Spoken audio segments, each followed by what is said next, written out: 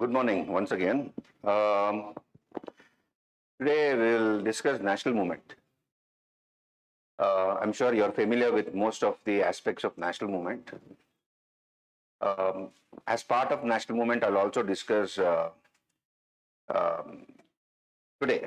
If not today, tomorrow. Today and tomorrow, I have reserved it for national movement because most of the questions. Just hold on.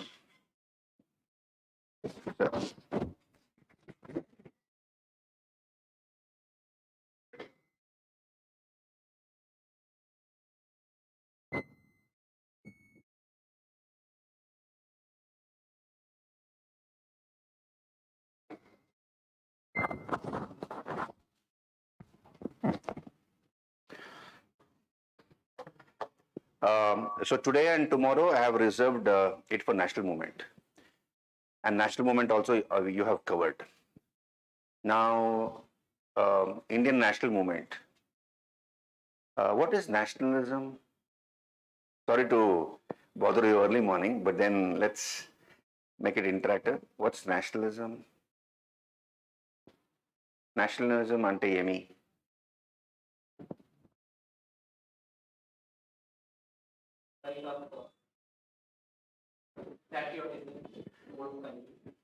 Uh, Patriotism towards country. So what's patriotism? Love towards one's country. And when do you think nationalist feelings arose amongst the Indians? You've done national movement. So when did nationalist feelings arise amongst the Indians?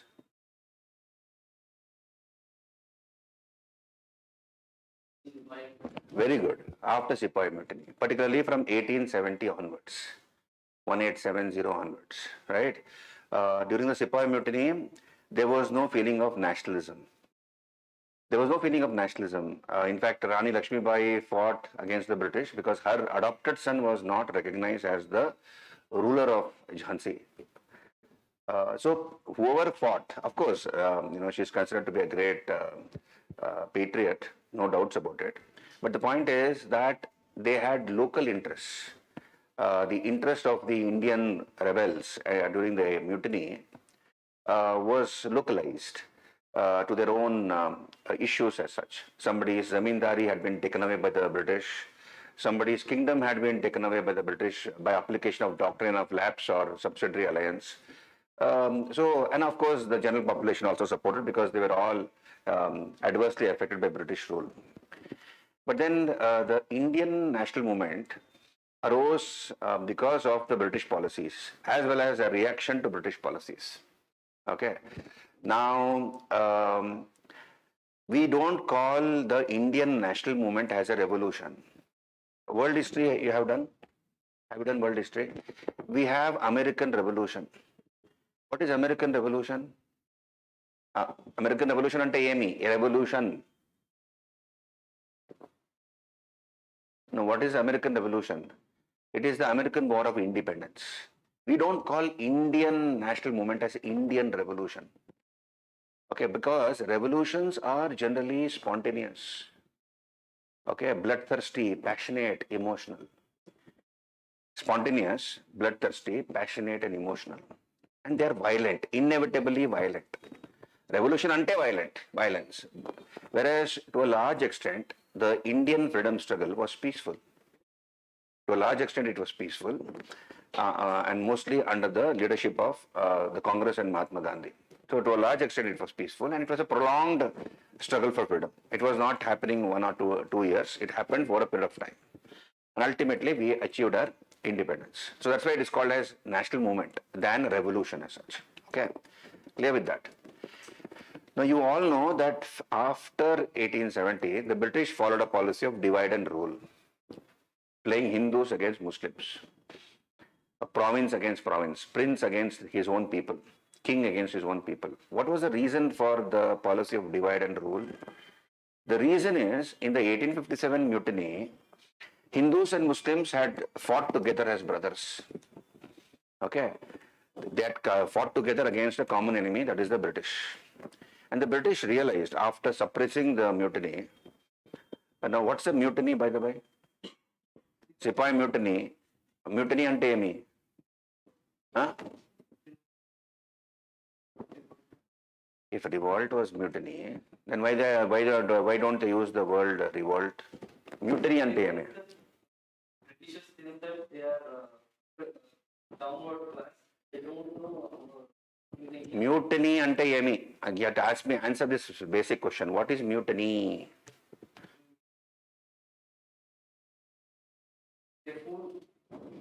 Foolish people put against Not intelligent people. Not intelligent people. They're foolish.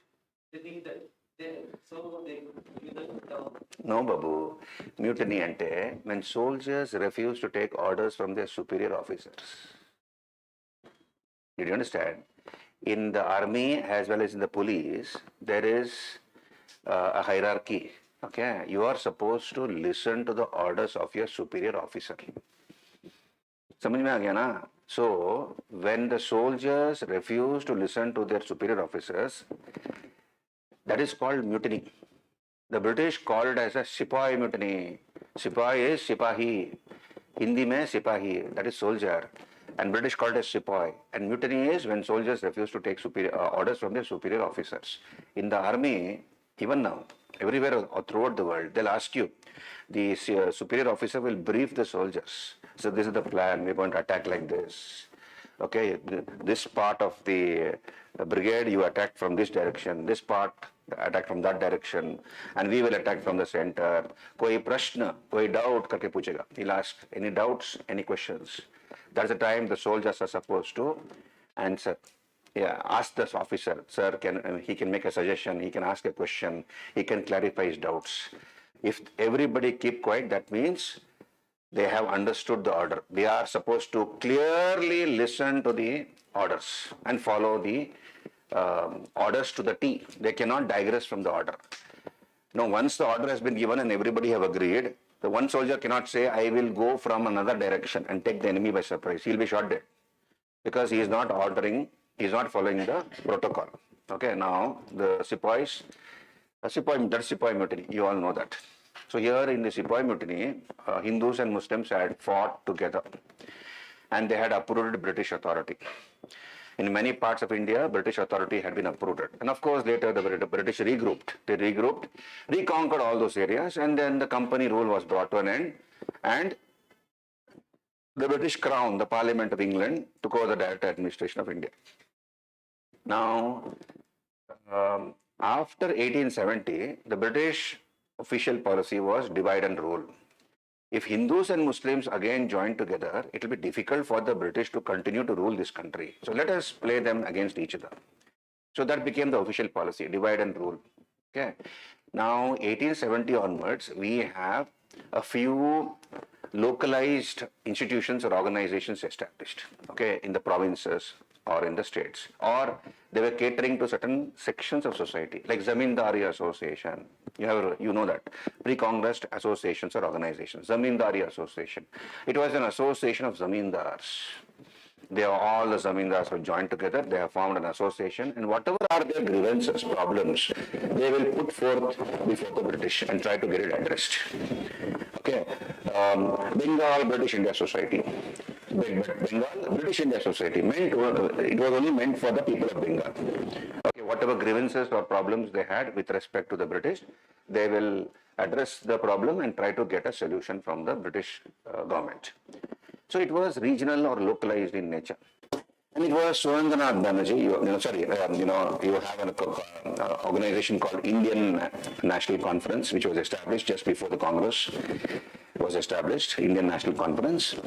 And it was Surendranath Banerjee who thought of bringing all these organizations under one umbrella, an all India body which will represent the whole of India and all the people of all sections of the society. So the Indian National Conference was established in 1883. It held its first conference that time. Then we have another conference held in 1885, and it merged when the Congress was established at Bombay in 1885. It merged. Okay, Indian National Conference merged with the Indian National Union. Who gave the name Indian National Congress? Indian National Congress, INC, earlier was called what? Indian National Union. It was called Indian National Union. It was Dadabhai Nauroji who called this as Indian National Congress. Stop chatting there. Any doubts, ask me. Okay, so it was earlier called Indian National Union, later called Indian National Congress. Now all of you know there are three stages in the freedom struggle. Moderate phase undi, extremist phase undi, and Gandhian era undi. If you understand, and in each of these three phases, the demands of the Congress was different, the social base of the Congress was different, and the strategy used by the Congress was different. Okay, so once if you understand these terminologies, you have understood national movement. So let me now make a chart for your convenience and my convenience also. Let us make a chart. I'll come to the topic proper.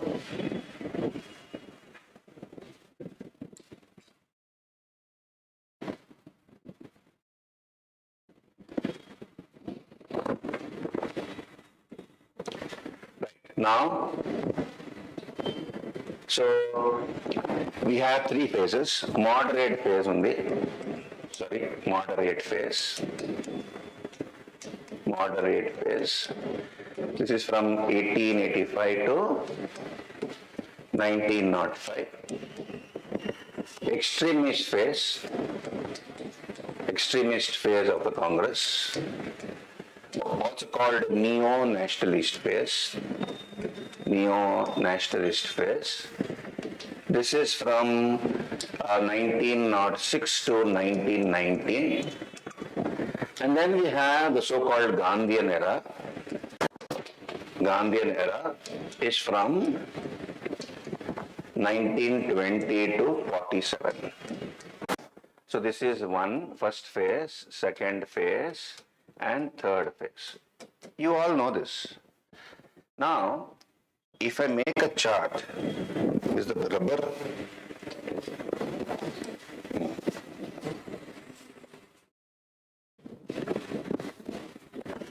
So let us make a chart. Okay, let's make a chart like this.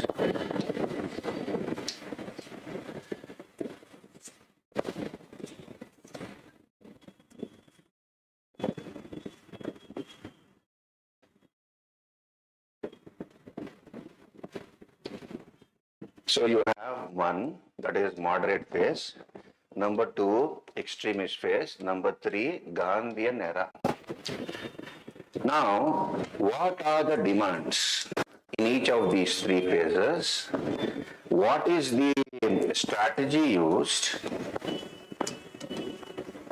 And what was the social base of the Congress? The social base. That is, it derived support from whom? Okay, let's talk about it. Now, during the first phase of the Congress, the main demand of the Congress was, Chapandi, dominion status. Very good. Dominion status. What is dominion status?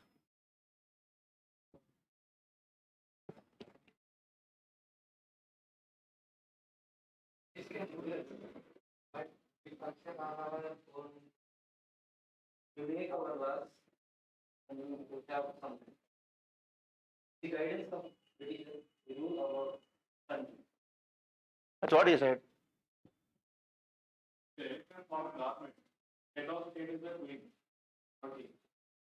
Come again? Will elect and form a government.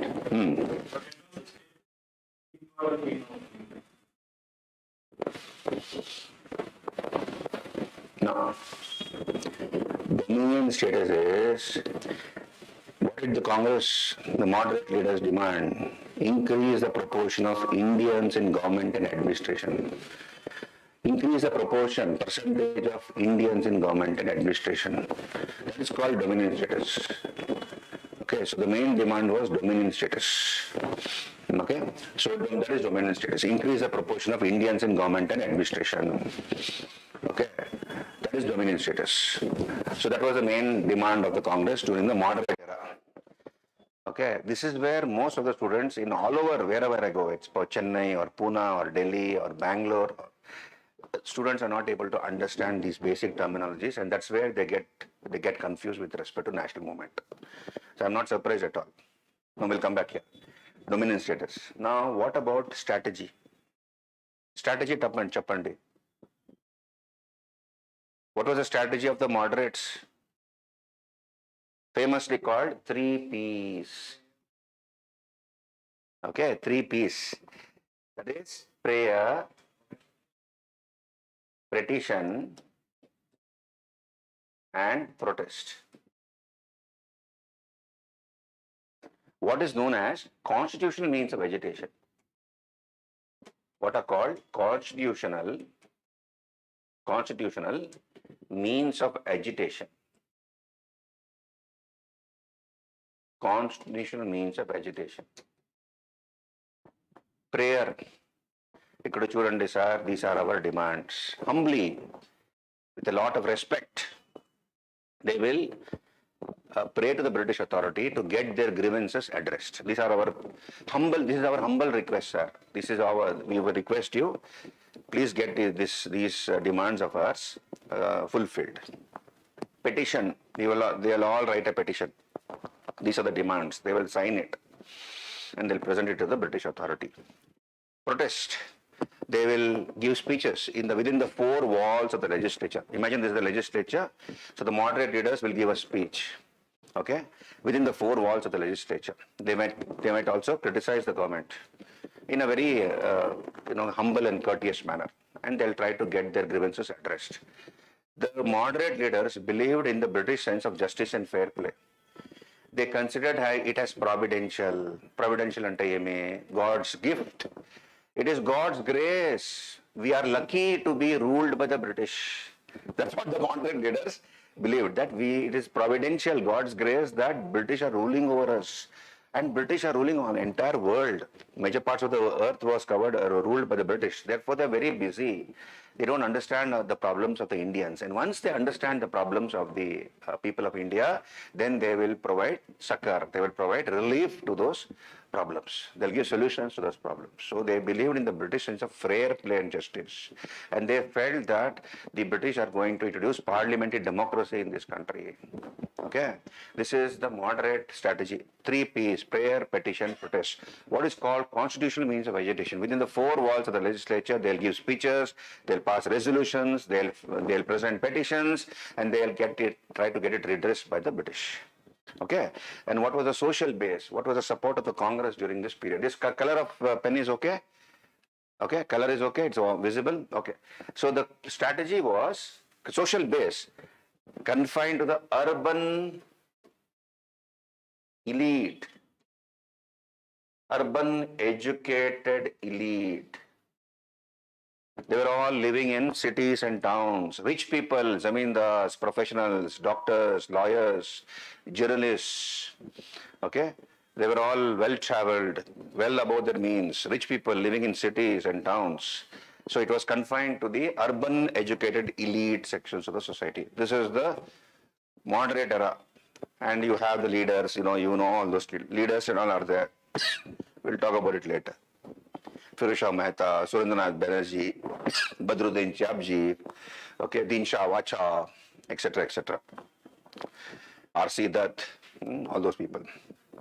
Now we come to the second stage. Second stage is extremist era or neo-nationalist era.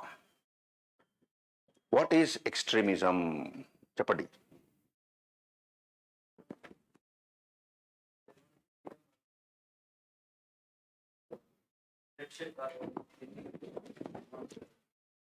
Loudly.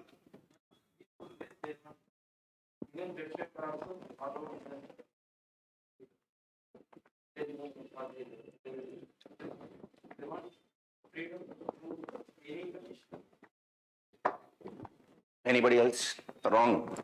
You're wrong. Anybody else? Extremism.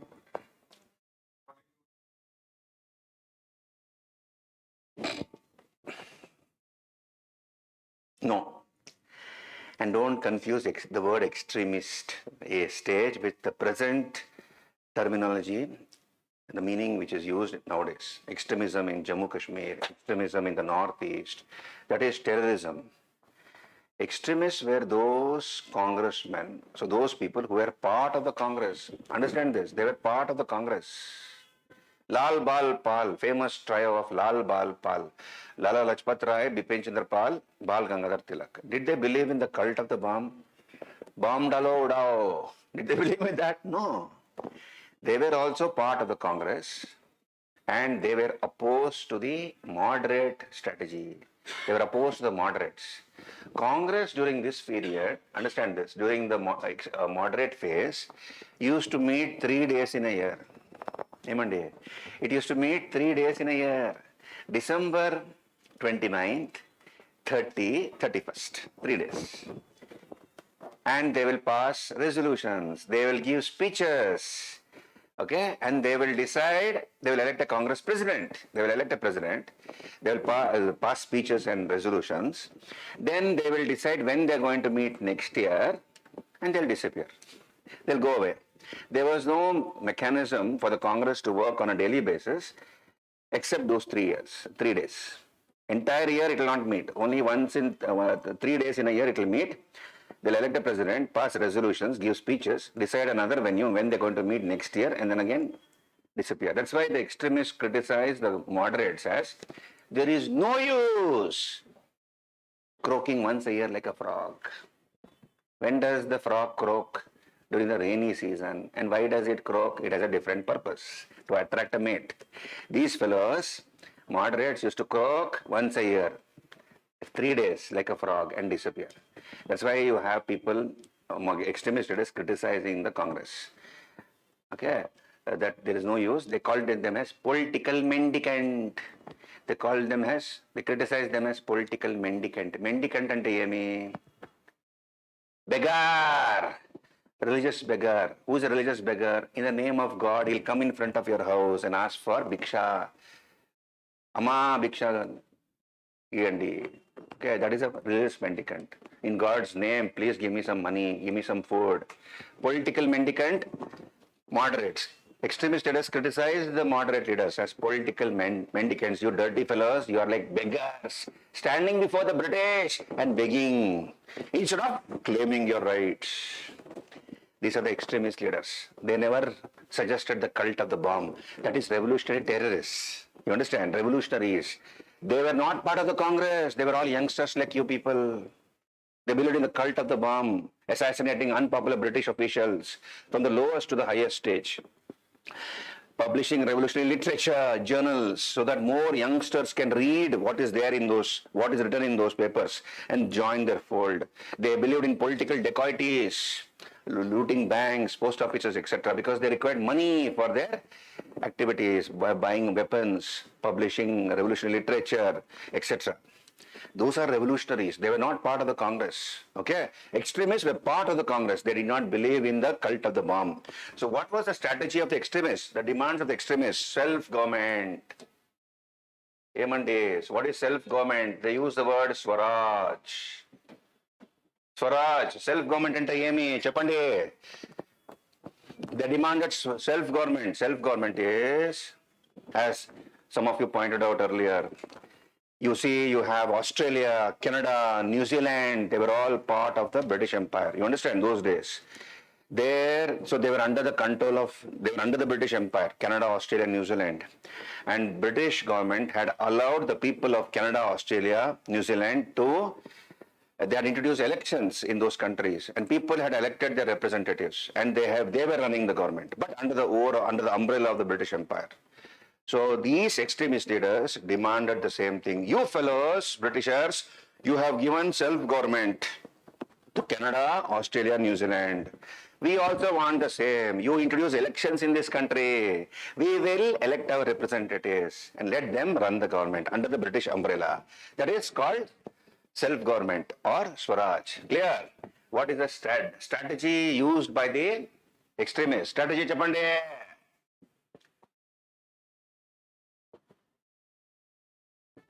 Again bomb.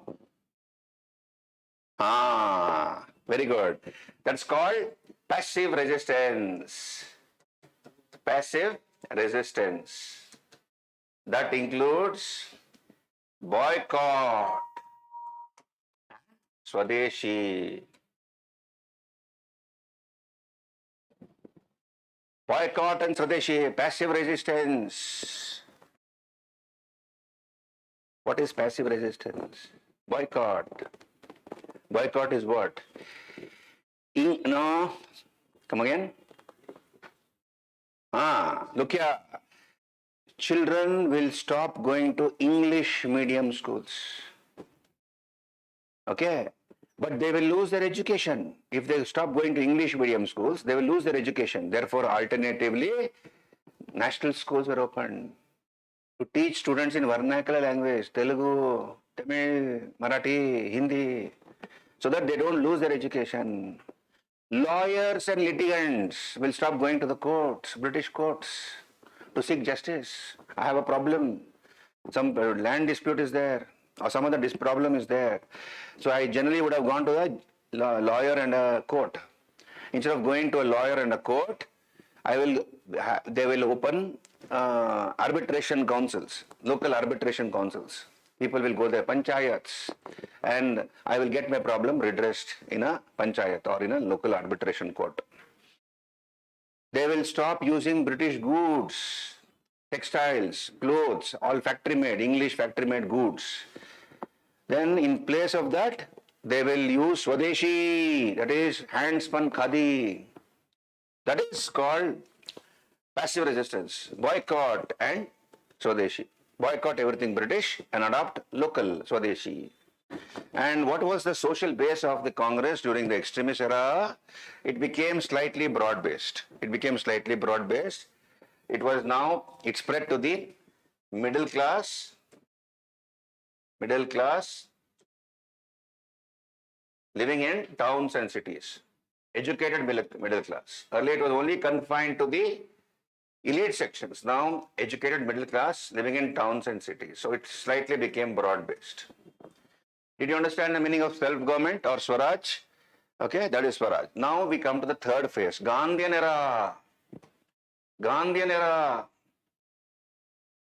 What was the demand of Mahatma Gandhi during the Gandhian era? Sampurna Swaraj or Purna Swaraj.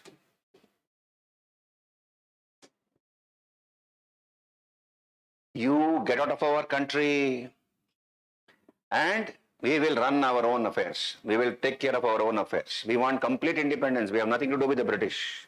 These fellows, the extremist leaders, they said, you introduce elections, we will run the government under the umbrella of the British Empire. Whereas here, Purna Swaraj, you get out of the country. We want complete independence. We will manage our affairs ourselves. That is Purna Swaraj. What was the strategy of Gandhiji?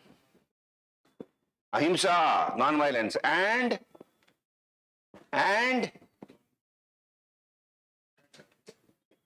Ahimsa and Satyagraha. What is Satyagraha? Ahimsa everybody knows, non-violence. Satyagraha Chapande, what is Satyagraha? Satyagraha.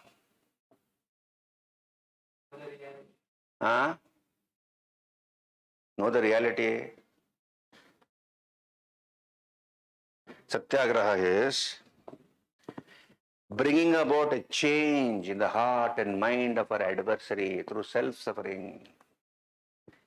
Bringing about a change in the heart and mind of your enemy, adversary, through self-suffering.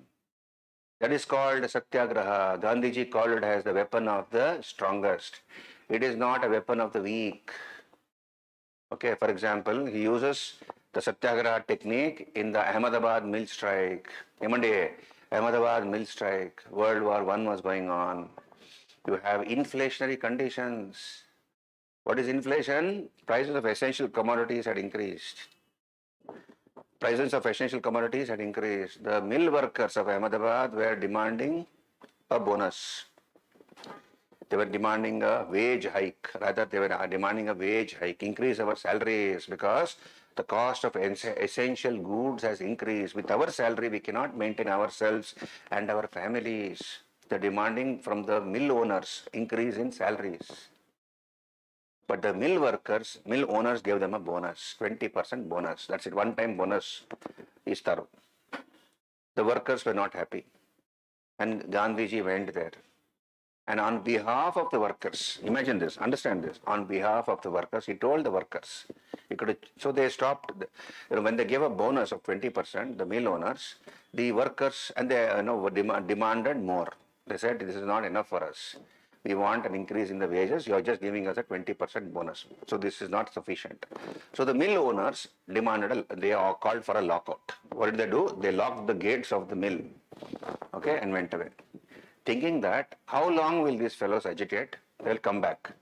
And there was a fear of those workers losing their jobs. There could have been a possibility of the mill owners getting workers from other areas and making them employed, making them work in their factories. So after some days, the mill workers began to lose confidence. What if these mill owners bring other employees, workers from other areas and give them employment? We will lose that employment also.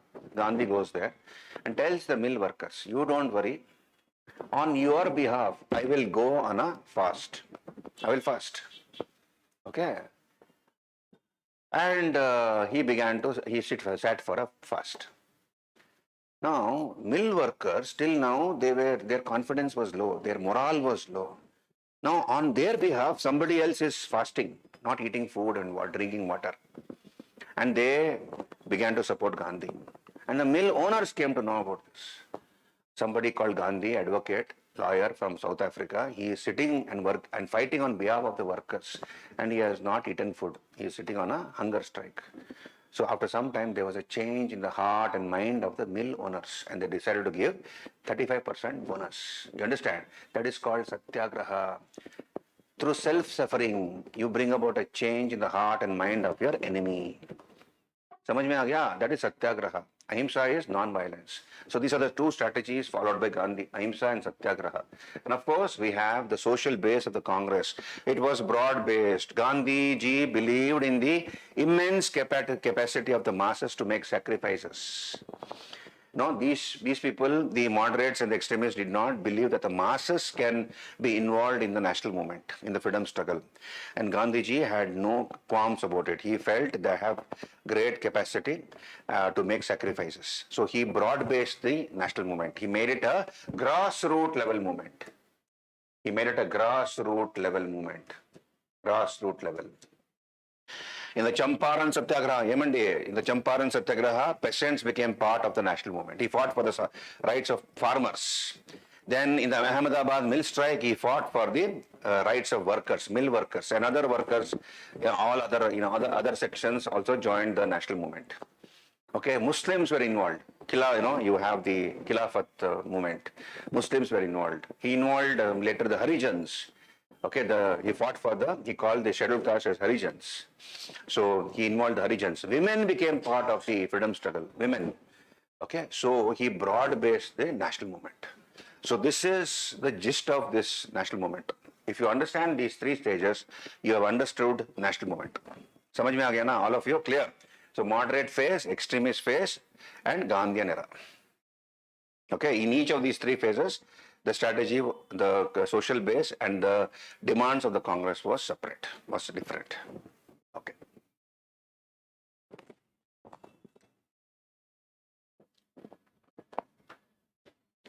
I can't save this, is it?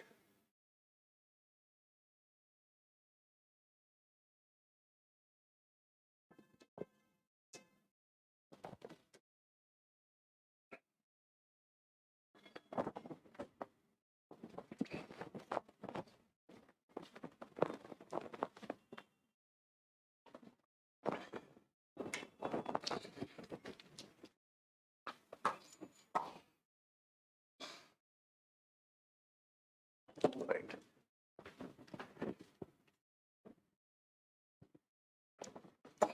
So the rest of the information is factual in nature. You all know that. We will discuss about the moderate phase, the extremist phase, the Gandhian era, important developments in each of these three phases. Okay, important movements like the Swadeshi movement, the Home Rule League movement, the non-cooperation movement, the civil disputes movement, the Quit India movement. Although those five movements are there, but in the whatever micro themes the team has worked out, they have focused on Swadeshi movement, civil disturbance movement, and Quit India movement. So we will discuss the regional variations in each of these three movements, etc. Why it took place, what are the various other aspects of these three movements we will discuss. So let us begin with this national movement. Okay, national movement. So I put a picture: execution of mutineers by gun by the British. Right. So you see, the Indian national movement took place as a reaction to British policies, because of the British policies, and as a reaction to British policies. Before the Congress was established, we have a number of pre-Congress associations or organizations. They were local in nature, regional in nature, catering to certain sections or certain regions of the country. There was no all India body. It was Surendranath Banerjee who thought of an all India body which will represent the entire people of the country as such. Now, what are the pre-Congress associations or organizations? So these are the important pre-Congress associations or organizations. Any book will give you this, okay? But anyway, we'll discuss. You have the Zamindari Association, first political organization in India at Calcutta, established by Dwarkanath Tagore. The Banga Bhashika Prakashika Sabha, established by the associates of Rajaram Mohan Roy. So I have written RRM Roy, Rajaram Mohan Roy, Calcutta. Bengal British India Society, okay, to make the British people aware of the problems of Indians. Then, of course, British India Association of Devendranath Tagore. So this was formed by merging the Zamindari Association and the Bengal British India Society, the British Indian Association of Calcutta, Madras Native Association, Bombay Association, okay, East India Association of Dadabhai Nauroji in London. It was established in London. Then Pune Sarvajanika Sabha, okay. So so it sent a petition demanding India's representation in the British Parliament. The Pune Sarvajanika Sabha in 1870 it was established by M.G. Ranade and G.V. Joshi. India League by Sisir Kumar Ghosh, who was the founder editor of the Amrita Bazar Patrika.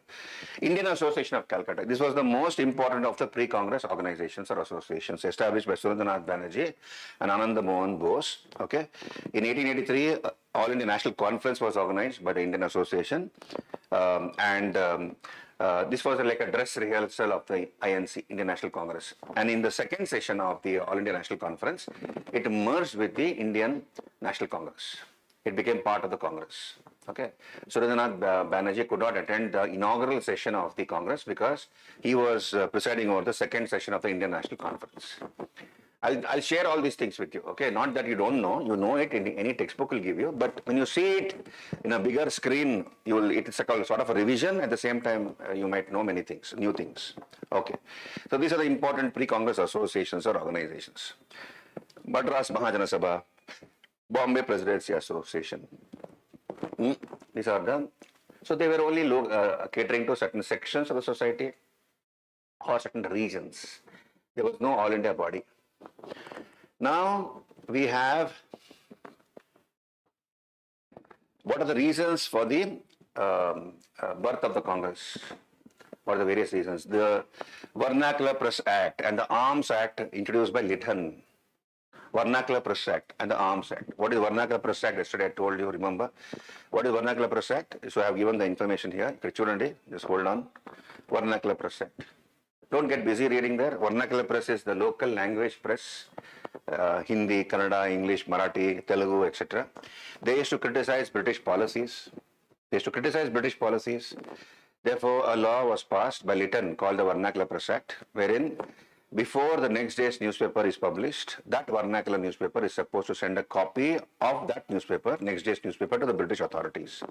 And if they find anything written against the government, that will be expunged and deleted, and then the newspaper could be published. That is Vernacular Press Act. Such a restriction was not there for English language newspapers. Okay. Similarly, Arms Act. Arms Act is what Indians had to carry a license to possess arms. Indians, you have to, without a license, you cannot carry arms with you, like guns and rifles. Whereas no such law was there for the Britishers. So it was racist in nature. It was racist. So therefore, this is the Vernacular Press Act and the Arms Act. Then Lytton organized the Grand Delhi Darbar. When the Deccan was going through a famine, he organized a Grand Darbar at Delhi, where you have Queen Victoria assuming the title of Kaiser-e-Hind, that is the Queen Empress of India. And huge amount of money was spent on the Grand Delhi Darbar. Instead of providing succor and relief to the people who were suffering from famine, British government is spending a huge amount of money on this ceremony. Okay, so that was insensitive on the part of the government, British government.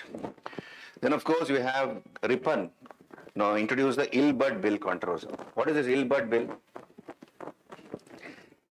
See, you have done national movement, okay, and this is only a crash course. So when I'm asking you certain questions, I expect you to answer those questions because you have done the modern India in detail. Cheppandi, Ilbert Bill controversy means what? Anybody? Hello? Ilbert Bill controversy. What is Ilbert Bill controversy? Huh?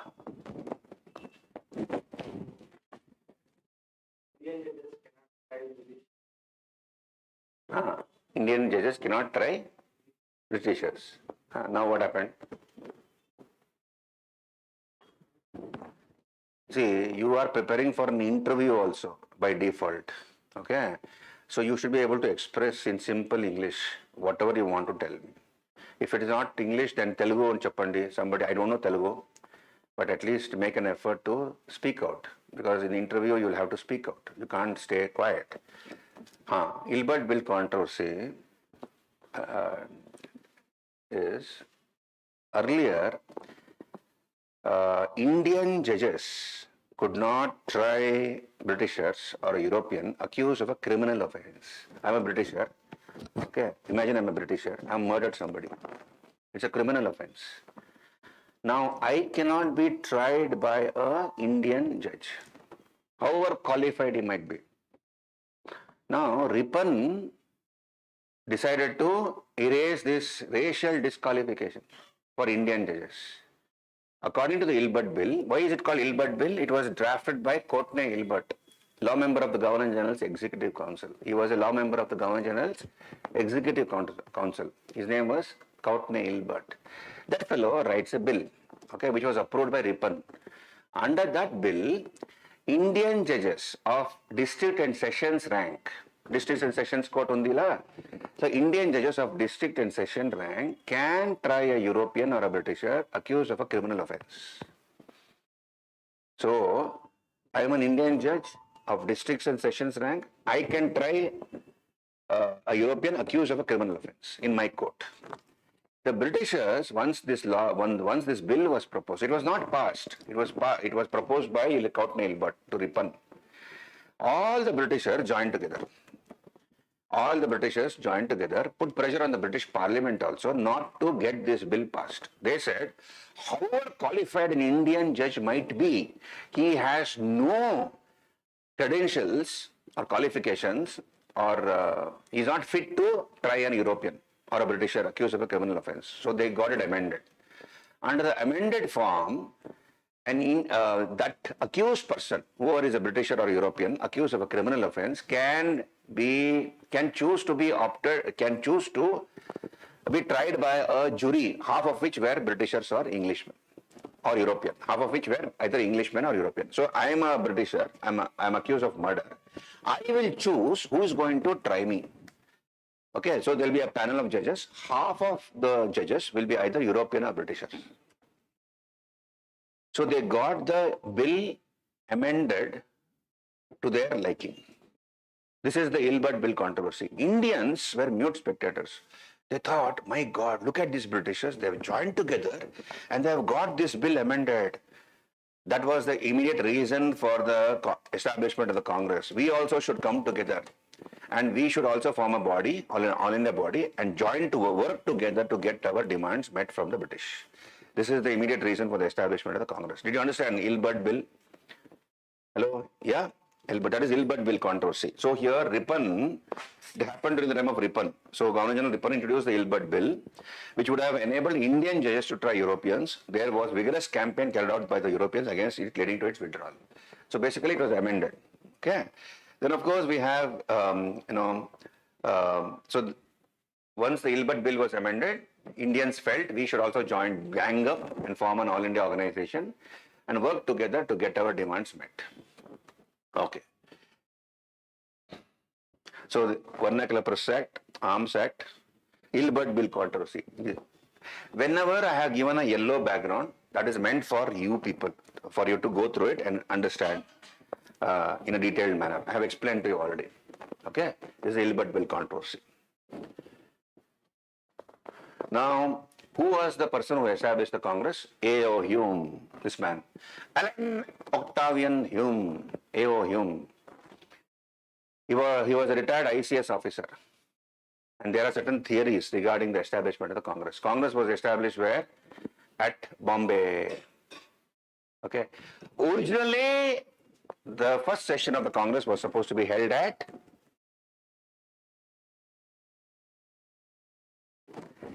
Originally, the first session of the Congress was supposed to be held where? You fellows have not read the textbook. It is very evident.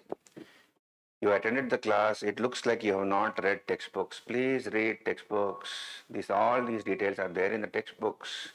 Proper textbooks. Read Chendi. Please do that.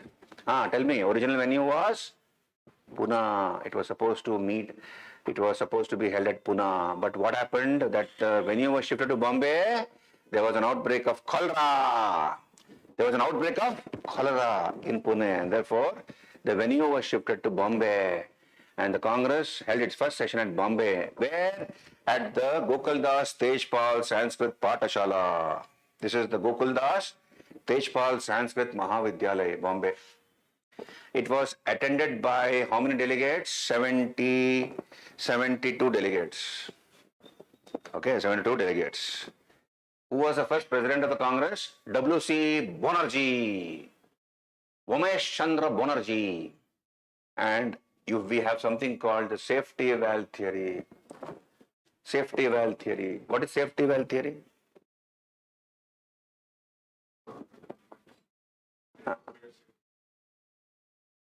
Safety valve you have explained. What is safety valve theory about the Congress?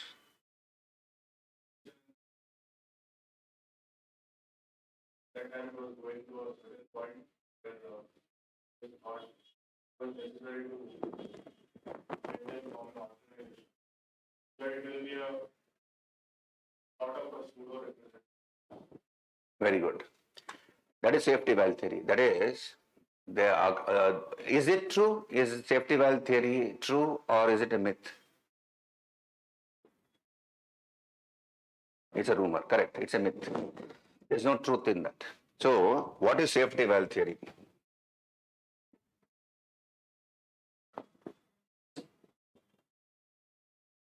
I'll give you a very simple example.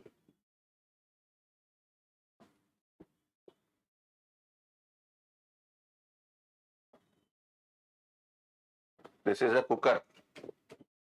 Your mother wants to make rice, so she has put water and rice grains. Okay, and then what happens? She closes the lid and puts a cap on top. Once the water boils to a particular point, inside the rice grains get cooked. And what happens is the whistle blows, isn't it? This is acting as a safety valve. I'm just giving us an example just to make you understand. This is acting as a safety valve, right? So the extra steam which has got collected here escapes through this whistle. When it goes up, extra steam goes out. So you know that the rice is getting cooked or almost on the verge of getting cooked. 2-3 whistles, then she will switch off the gas. Now, what is the safety valve theory? The theory goes that Indians secretly were planning another revolt on the lines of the 1857 mutiny. 1857, a big revolt had taken place in India, which ended the rule of the company isn't it? So around 1885, there was a rumor, I believe, there was a British information, secret information that Indians, peasants and religious leaders were planning a huge, large-scale mutiny or a revolt to uproot British authority. And Hume came to know about this. Alan Octavian Hume came to know about this, a retired ICS officer. He went and told Dufferin. Dufferin was the viceroy. And once Dufferin came to know that Indians were planning a huge revolt on the lines of the 1857 mutiny, he encouraged Hume, who Hume said, let us have an organization of Indians so that through this organization we can come to know the grievances of the Indians. We can come to know the problems of the Indians. Did you understand? So Congress, this is called safety valve theory. Indian National Congress acted as a safety valve. So what would be the Indian National Congress? It would be a representative of Indians.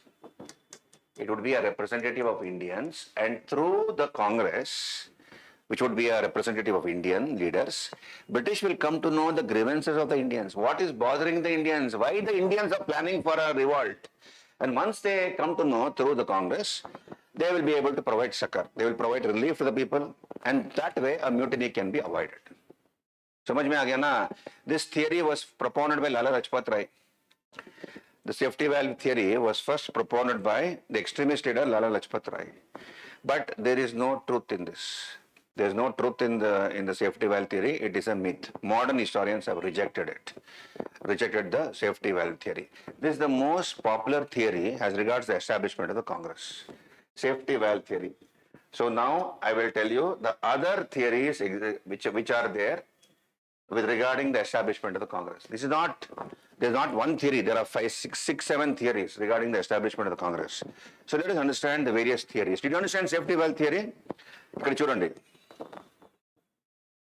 Okay, wait. So this is the first conference attended by 72 delegates, okay, at Bombay.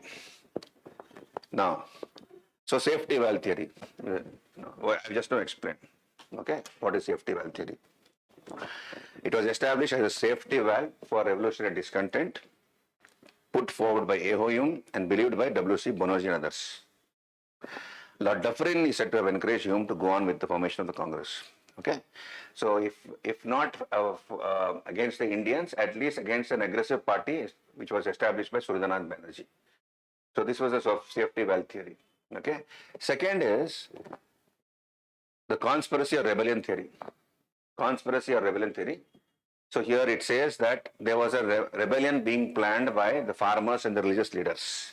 And Dufferin, and Hume warned Dufferin, and Dufferin encouraged Hume to establish the organization. It was an association of native Indian leaders through which the British can come to know what was bothering the Indians, and thus they can avoid a revolt by giving solutions to the Indians, succor to the Indians. This is the conspiracy or rebellion theory. Third is, it was a precaution against a Russian advance. Around 1885, there was a fear that Russia might attack India.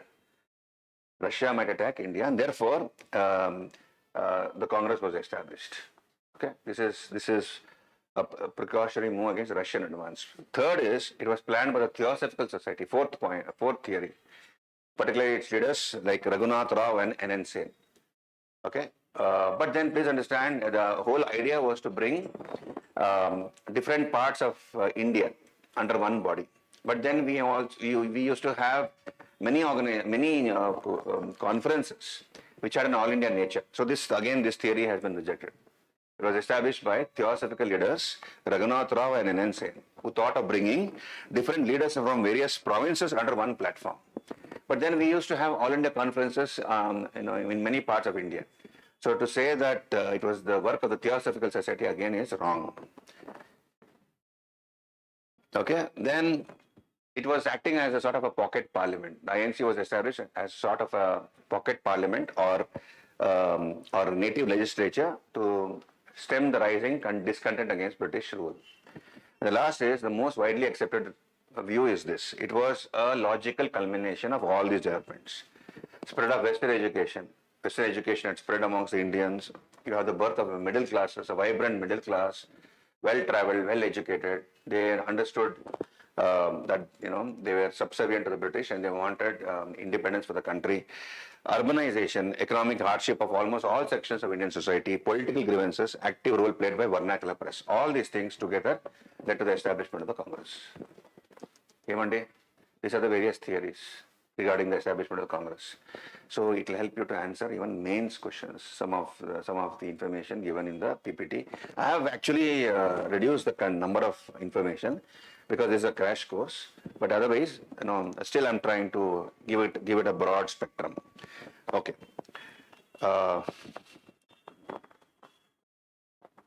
So what are the aims and objectives of the Congress? Look here, it was never established to fight for India's independence. Congress was never established to fight for India's independence. Look at the aims and objectives of the Congress. Promotion of friendship amongst countrymen. Promotion of friendship amongst countrymen. Development and consolidation of the feelings of national unity, irrespective of race, caste, religion, provinces. Formulation of popular demands and the presentation before the government through petitions. So whatever are the demands of the Indians, they will put all those demands together and they will, in the form of a petition, present it to the British authorities. Training and organization of public opinion, recording of the opinions of educated classes on pressing problems, and laying down lines for future course of action. These are the aims and objectives of the Congress as to why the Congress was established. Okay, never to fight for India's independence. Then, of course, you have Congress decided not to take up any issues of social reform. Only whatever was bothering the entire population, they decided to take focus on those problems, not on any social issues as such, no social issues. Right. Then this clause was brought in, minority clause. So wherever the Muslims or Hindus are in an overwhelming majority, no resolution will be passed which will be against them. That was minority clause. And this is the minority clause. That is wherever Christians, Muslims, Hindus or Parsis are in a minority, nothing will be done which will be adversely affecting that section of the society. That is called minority clause. Then we have a British Committee of the International Congress established in London. Who are the people who are part of this? Dadabhai Naoroji, A.O. Hume, William Wedderburn, and brought out a journal called India in the year 1890. Factual information any textbook will give you. So all these were done by the Congress. And we have Kadambini Ganguly, the first graduate of the Calcutta University, who addressed the Congress session in 1890. Okay, so let us talk about. So Lord Dufferin was the viceroy when the Congress was established. W.C. Bonoji was the first president, and it was established by A.O. Hume. So here, when Congress began to criticize the British policies, it was Dufferin who used the word microscopic minority. He said Congress is not representing all sections of Indian society, only it represents a microscopic minority. So the British encouraged a rival organization to oppose the Congress, that is United India Patriotic Association, established by Sir Syed Ahmad Khan and Raja Shiva Prasad of Banaras. So this was a rival to the Congress. Right. And Curzon makes this statement. While he is in India, his ambition is to see that the Congress is dead. It has a peaceful demise. Okay. Clear till here? So what are the methods of the Congress? They had faith in peaceful and constitutional agitations. That is 3 P's: prayer, petition, protest. Prayers and petitions were their instruments. They used to meet 3 days in a year. That is towards the end of the year on December 29th, 30, 31st, pass resolutions, make speeches, and they believed in the British sense of goodness. They believed that British are very, very busy. Once they come to know the problems of the Indians, they will provide solutions to the same. And the British Committee of the INC was established in London. Right. Now let us come to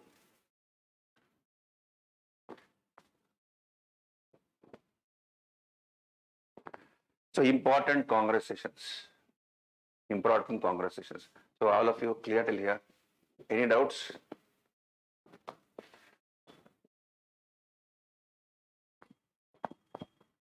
C is working. So only one AC is working. Huh?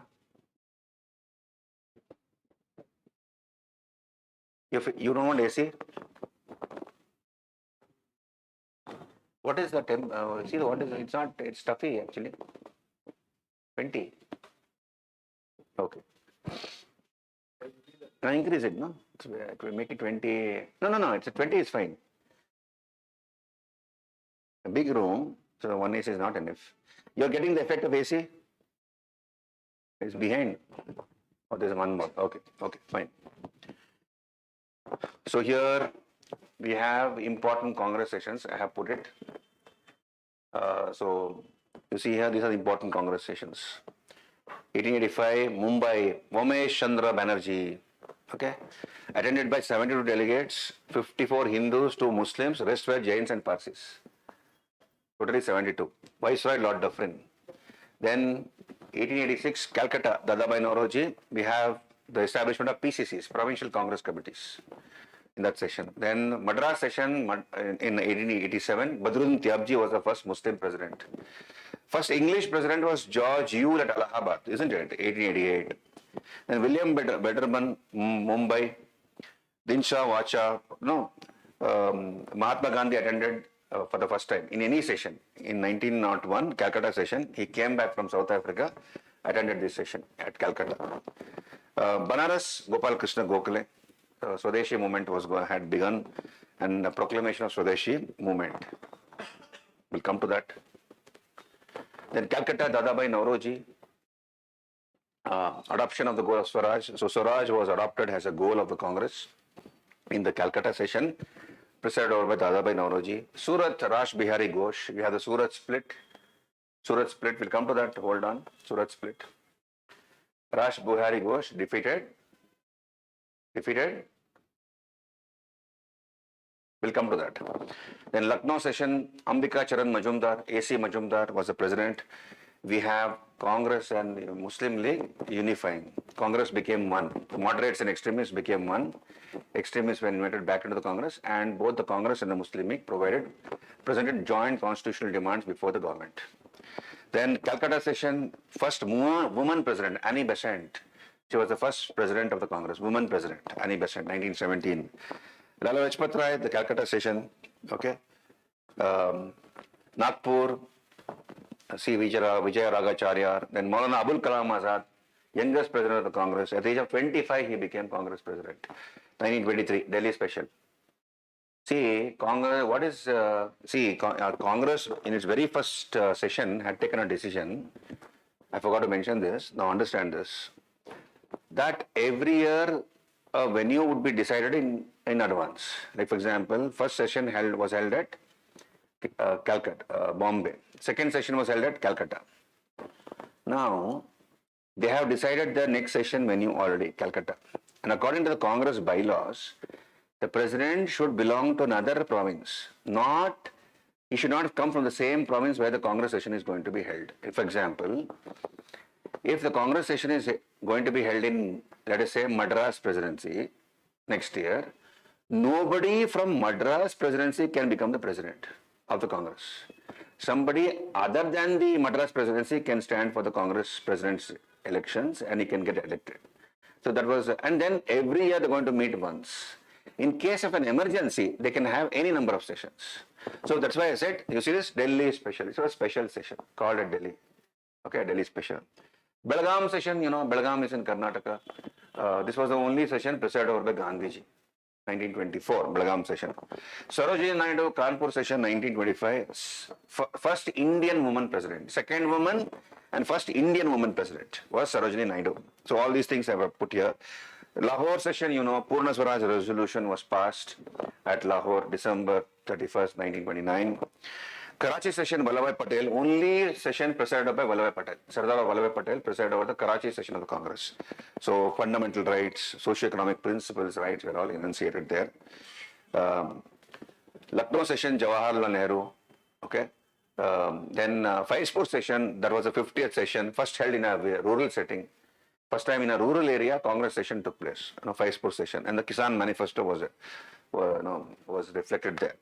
Haripura Congress session, this, Subhash Chandra Bose was the president. National Planning Committee was established under Nehru.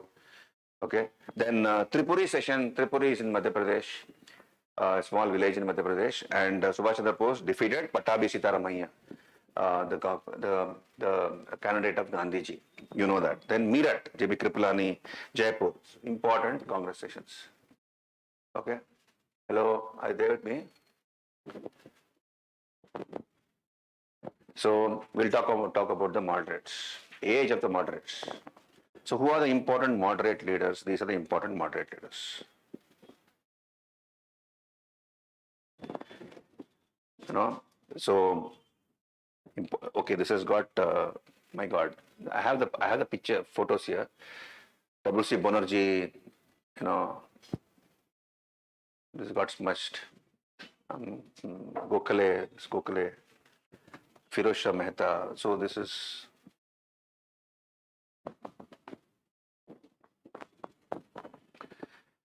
So these are the important moderate leaders.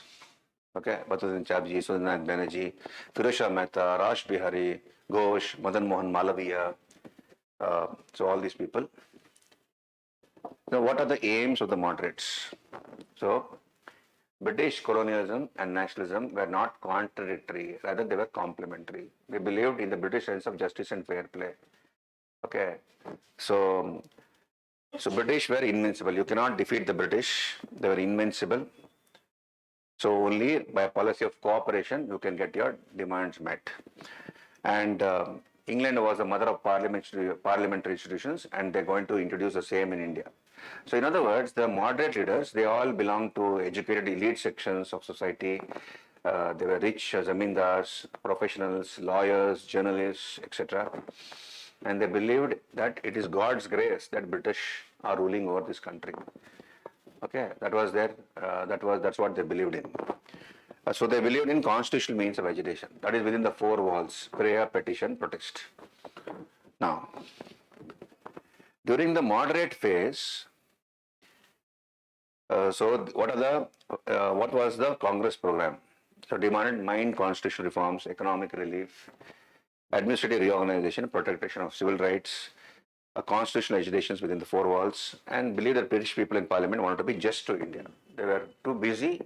They wanted to be just to India. Once they come to know the real problems of the Indians, they will provide solutions. Succor.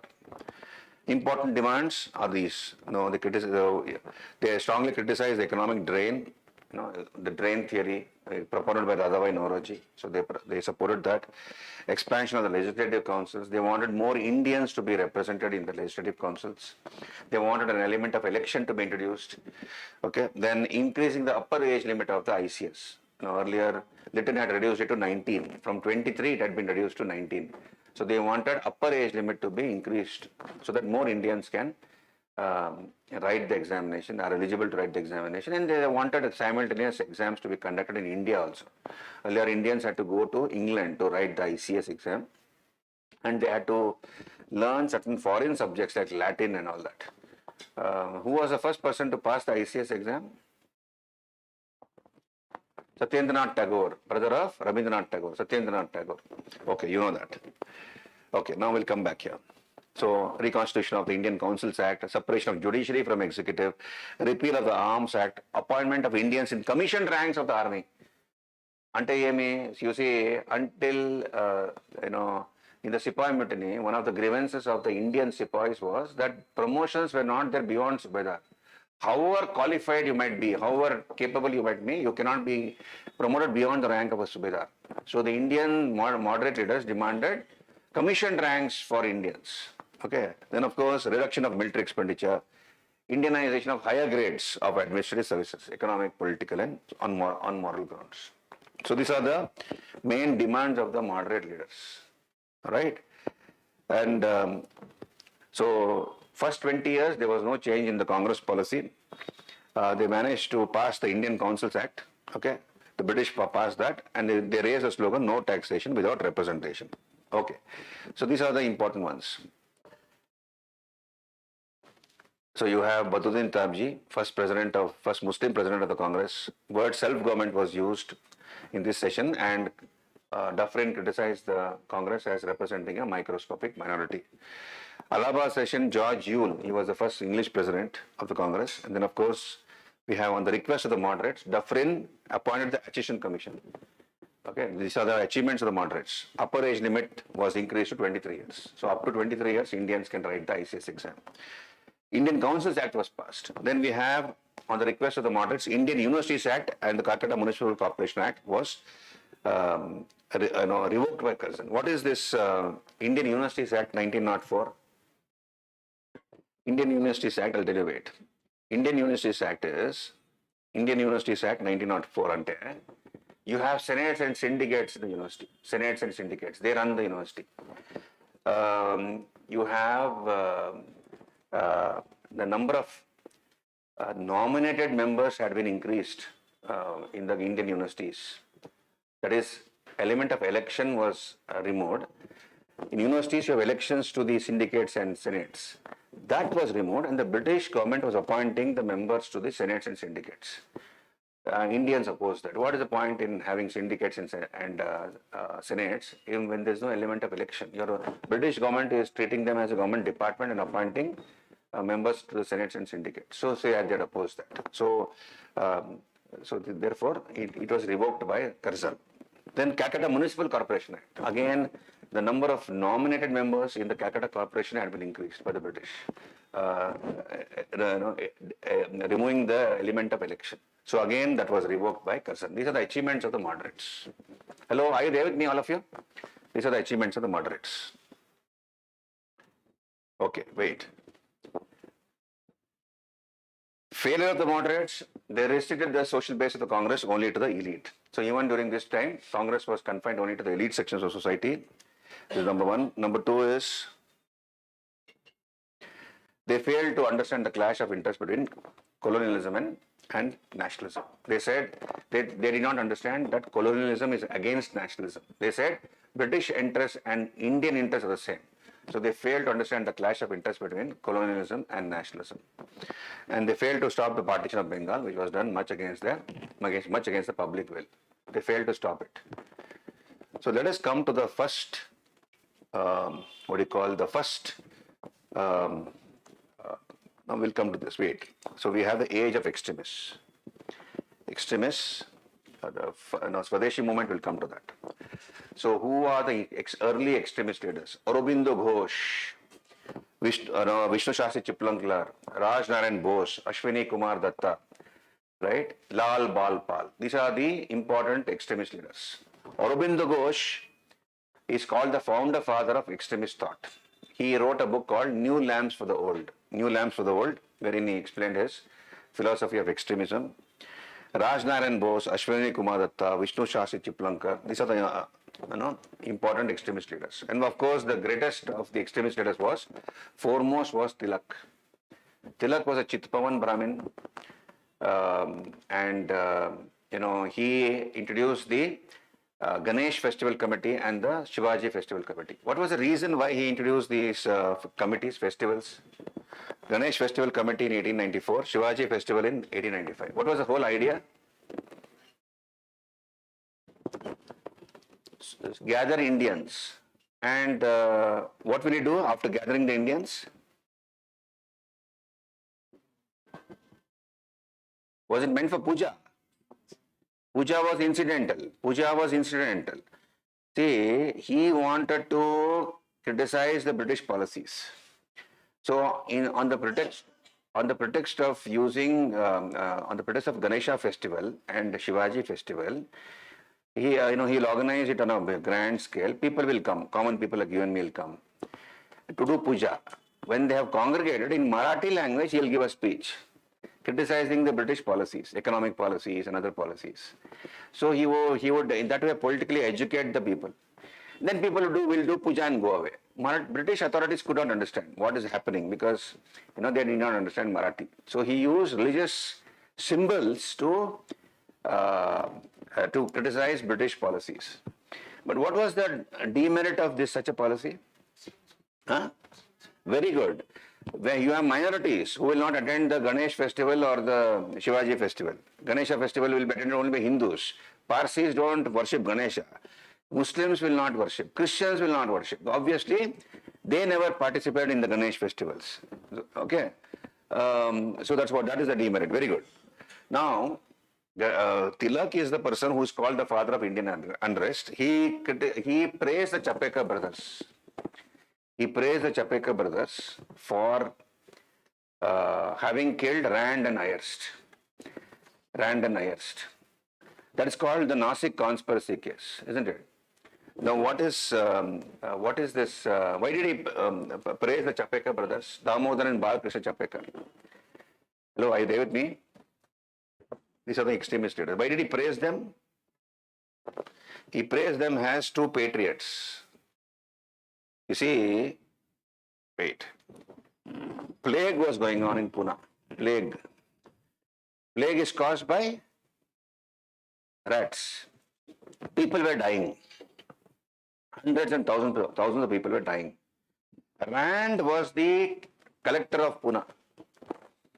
And he was appointed as the plague commissioner. He was in charge of sanitary operations.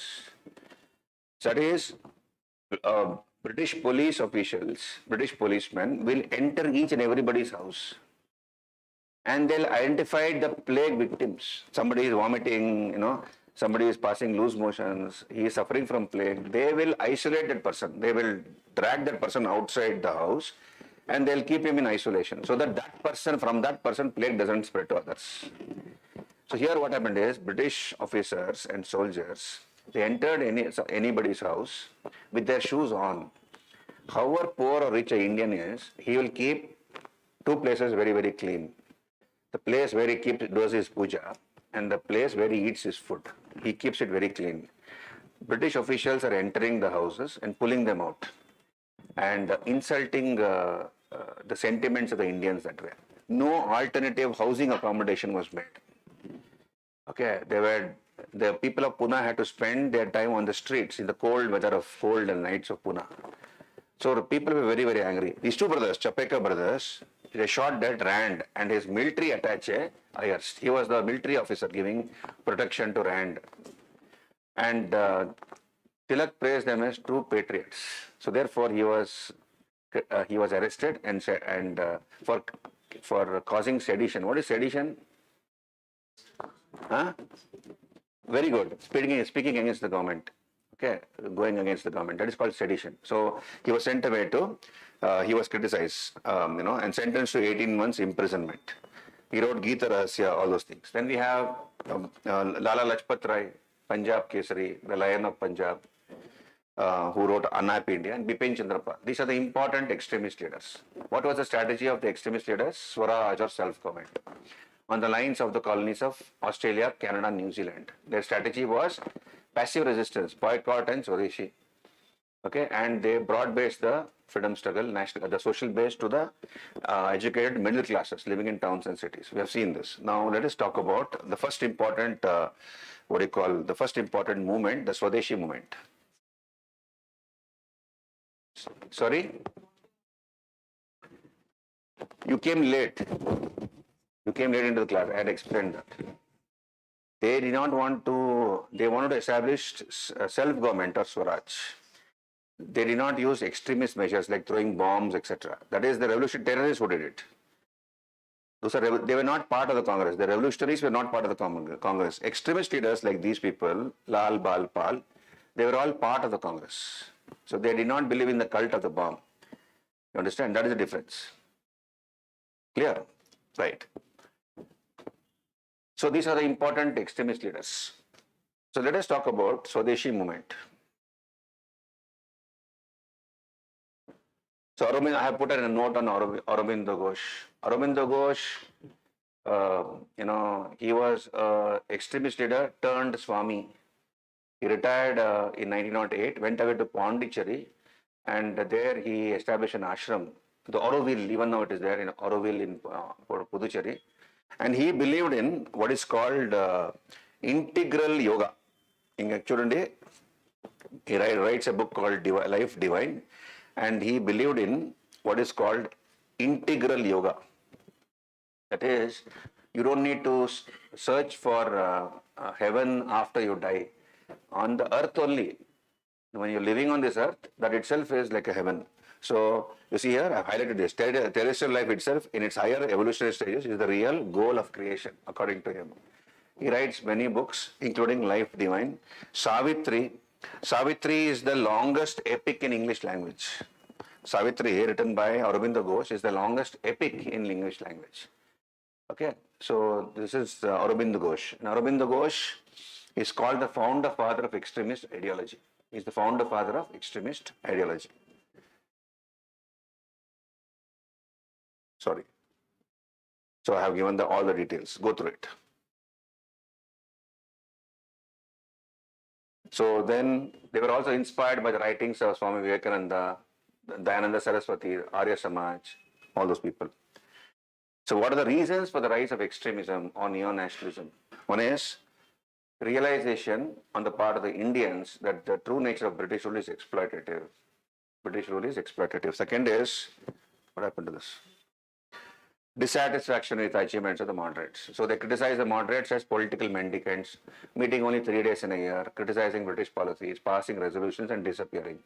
That's why Tilak called it as, there is no use croaking once a year like a frog.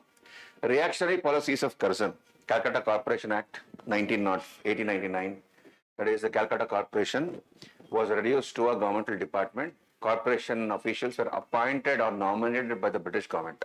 Element of election was removed. So extremists criticized that. The Official Secrets Act 1904 restricted the freedom of the press. It restricted the freedom of the press, Official Secrets Act. And nothing could be published which will be against the government. Nothing should be published which will be against the government. And certain government documents should remain secret. Okay, it should be what is called, I forget that name, classified. Certain governmental information should be classified. It should not be in the public domain. So anybody who makes secret government documents public will be punished, including the press. That is Official Secrets Act. Indian Universities Act, I told you, it reduced the Indian universities to governmental bodies. Senate and syndicate members were nominated or appointed by the government. Element of election was removed. So the extremists criticized that. And the partition of Bengal. They seriously criticized the British plan to partition Bengal. And existence of a militant school of thought and the emergence of a trained leadership. These are all the reasons for the rise of extremism or neo-nationalism. They did not believe, please understand, extremist leaders were part of the Congress. They only opposed the moderates. They did not believe in throwing bombs and assassinating British officials. No, they only believed in self-government on the lines of Australia, Canada, New Zealand. Okay, British had introduced elections in those colonies of theirs, and people were running the government under the British umbrella. That's what the extremist leaders believed. Okay, they did not believe in cult of the bomb. Okay, so those are the revolutionaries who were not part of the Congress. Okay. Militant is an aggressive school of thought. They did not believe in the cult and cult of the bomb. See, existence of a militant school of thought and the emergence of a trained leadership. Militant is here. It is not in the context of modern. In modern times, we use Naxalism, militancy in Punjab, Jammu, Kashmir. No, that is not that. Here, they were opposed to the extremist, they were only opposed to the moderate ideology. Okay. And of course, we have external causes. You see here, Abyssinia defeating Italy, 1896 in the Battle of Adwa. Abyssinia is what? What is Abyssinia? Ethiopia. Ethiopia defeated Italy, okay, in 1896. So with bows and arrows, sticks and stones, Ethiopians defeated a small Italian army in the Battle of Adwa. Then we have the Russo-Japanese War. A tiny country called Japan defeated the biggest country in the world, Russia. So that also served as a source of inspiration for the extremists. Okay, when one Asiatic country can drub an European country, India can also drub England with equal ease. That's what they believed in. Okay. Now tell me, let us come to the first. So Calcutta Corporation, Calcutta Corporation Act. Passed in 1899 by Curzon, increase the number of official members and decrease the strength of elected official members. So therefore, it was more of a governmental department. Indian Official Secrets Act restricted the freedom of the press, and leakage of information by somebody was considered to be illegal and punishable. Indian Universities Act, it reduced the universities to governmental departments again. Senate and syndicate members were nominated by the government, not elected. Clear?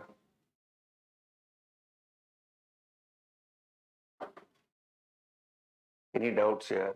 Any questions? All clear till here? You want a break? Or shall I give you a break after some time? After 2 hours. No, this is first break is after 2 hours. Just hold on then. Huh? 11 to 11:15, na?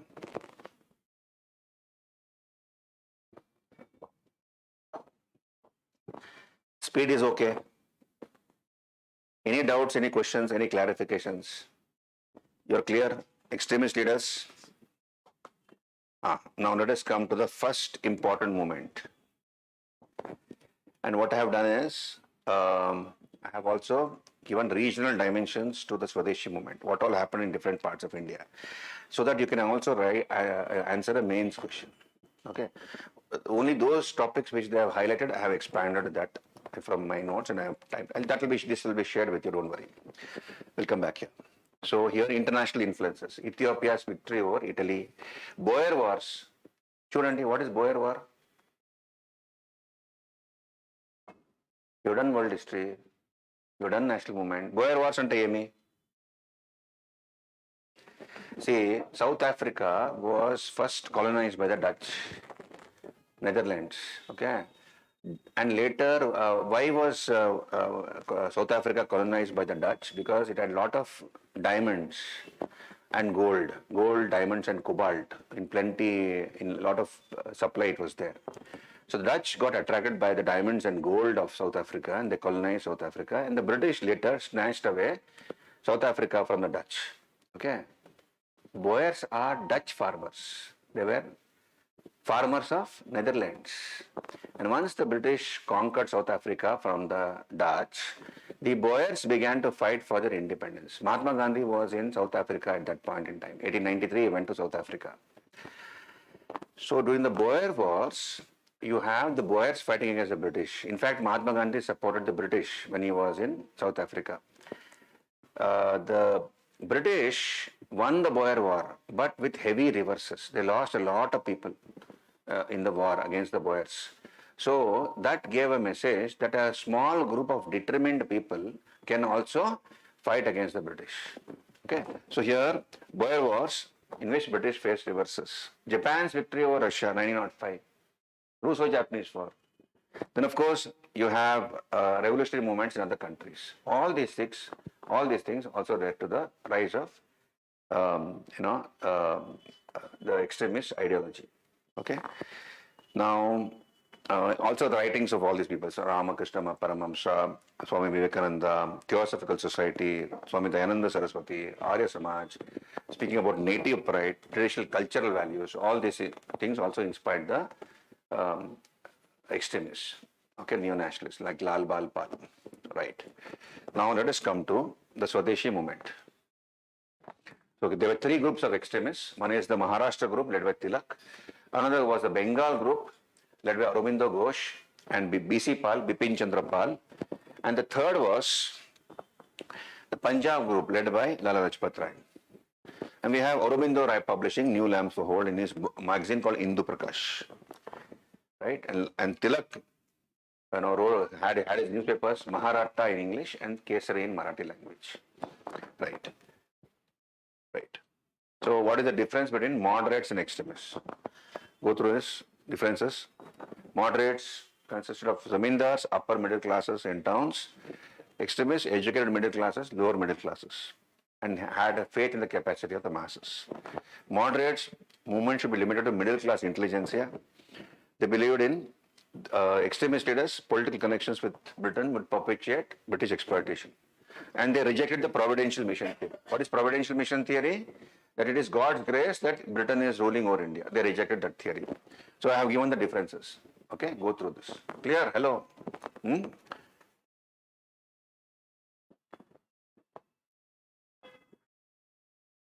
Then I've made some charts here. Tilak, he wrote this magazine, Kesari in Marathi, Maharatha in English, Gita Rahasya.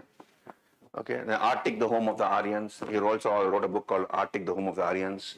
Founded the New English School, which later became the Ferguson College, Ganapati Festival, Shivaji Festival. This was to mobilize people, spread the extremist ideology.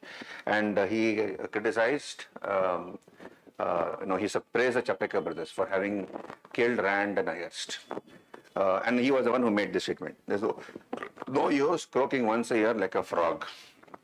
Bipin Chandrapal, first leader to tour all over India before Gandhiji. Lala Lajpat Rai, he wrote Young India book, newspaper Punjabi, Aurobindo Ghosh, Vande Mataram, and New Lamps for the Old, and Bhavani Mandir. So these are some of the books written by Aurobindo Ghosh. Right. So let us come to the Swadeshi movement. Cheppandi. Swadeshi movement ante emi?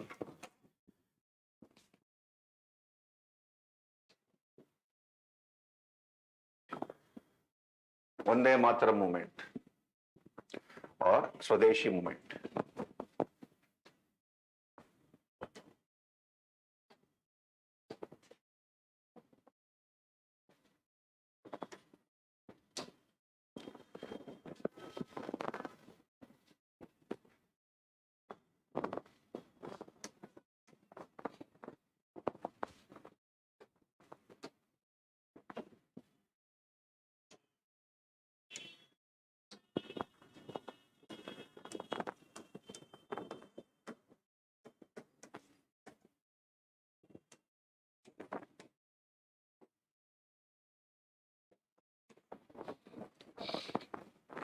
Come on, Swadeshi movement, tell me.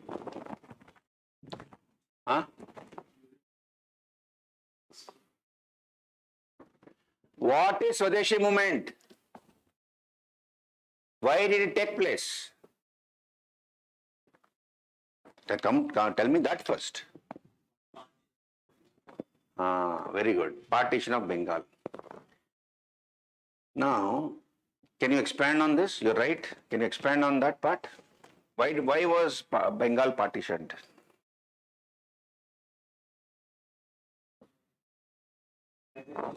Okay, look here. Bengal. During those days, Bengal consisted of both West Bengal plus East Bengal. Okay. Then Orissa, Bihar. It consisted of Bihar. It's considered of Orissa. And it consisted of Assam. So when you say Bengal province, it consisted of all these areas. Bengal, West Bengal, which is now in India, East Bengal, which is Bangladesh, Bihar, Orissa, Assam. It was the richest province of the British in India, and also a very, very huge province. There was one fellow called William Ward. Understand this. Who partitioned Bengal? You know. Who partitioned Bengal? Curzon, Lord Curzon. Before Curzon became the viceroy, there was already a plan. This is called Ward's plan. There was a fellow called William Ward. Yeah, William Ward. This William Ward, he had proposed a plan. What was the plan? The plan was, let us make East Bengal and Assam into a separate province. Take away East Bengal, take away Assam, and make this into a separate province. And East Bengal will consist of Dhaka, okay, Hill Tipera ante Tripura. Nowadays it is called Tripura. Okay, so Hill Tipera or Tripura, Malda and Rajshahi subdivisions. So Dhaka, Hill Tipera, Malda, okay, that will be part of East Bengal, then Assam, and Dhaka will be the new capital. It will be the capital of East Bengal and Assam. Rest will what happen here? So the other part of Bengal will consist of Bengal, that is West Bengal, Bihar, Orissa. Here, na? And what will be the capital of this new province? It will be Calcutta. What was the idea of William Ward? William Ward's idea was to provide a separate, one more thing, Chittagong. The whole idea of William Ward was to provide a separate sea outlet to Assam in the form of Chittagong. So, William Ward was a person who had first proposed this idea. When Curzon became the viceroy in 1899, this plan was presented to him. And he approved it. He approved it. Now, so here we have two provinces into which Bengal was divided. West Bengal, Bihar, Orissa, and East Bengal and Assam. Now, even before this plan was implemented, when did the partition plan come into existence? October the 16th, 1905. That was the day when the partition was announced. Even before the partition was announced, the Indian leaders, Congress leaders, were able to see through the mind of Curzon. They were able to read his mind and the British plan here. Calcutta was a nerve center of anti-British activities. All opposition to British rule in India happened from Calcutta. So the plan, why Curzon approved it is, he wanted to divide the Bengalis.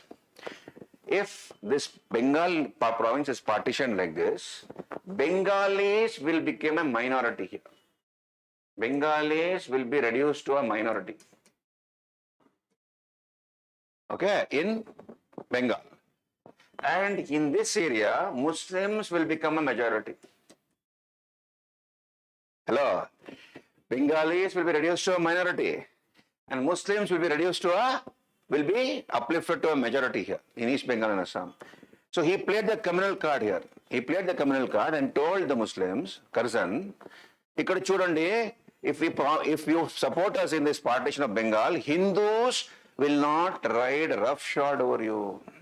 Hindus will not dominate you. You will be in a majority in East Bengal and Assam. And he won over the Muslim support by telling this.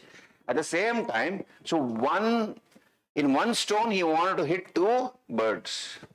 Divide the unity of the Bengalis by reducing the Bengalis to a minority in West Bengal, Bihar and Assam. At the same time, get the support of the Muslims by partitioning Bengal. They were able to see through it. They were not fools. Bengalis, when did British conquer Bengal? Plassey Buxar, 1757, 1764. And the Bengalis were exposed to British culture, education, rule of law, etc. much earlier than any other part of India. The Bengalis, many of the Bengalis, they went abroad for higher education. They were all rich people, coming from zamindari families.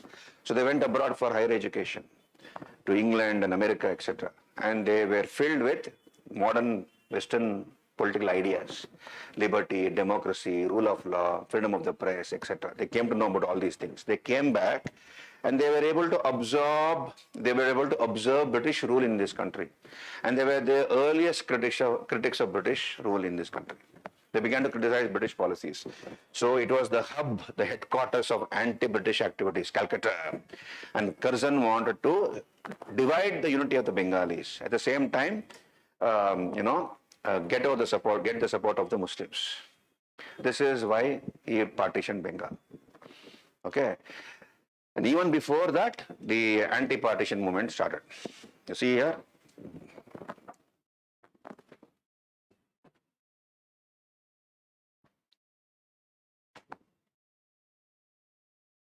How do I go back? Okay, this one.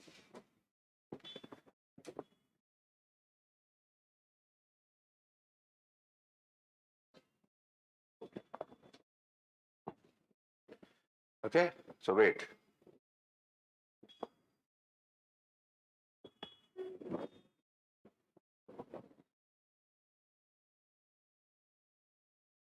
So we have the Vande Mataram movement. This is Curzon for you, Lord Curzon. So on 16th of October, the partition came into effect. Right? The plan was to divide Indian society into Hindus and Muslims and to divide Congress by accentuating the differences between moderates and extremists. So, wait.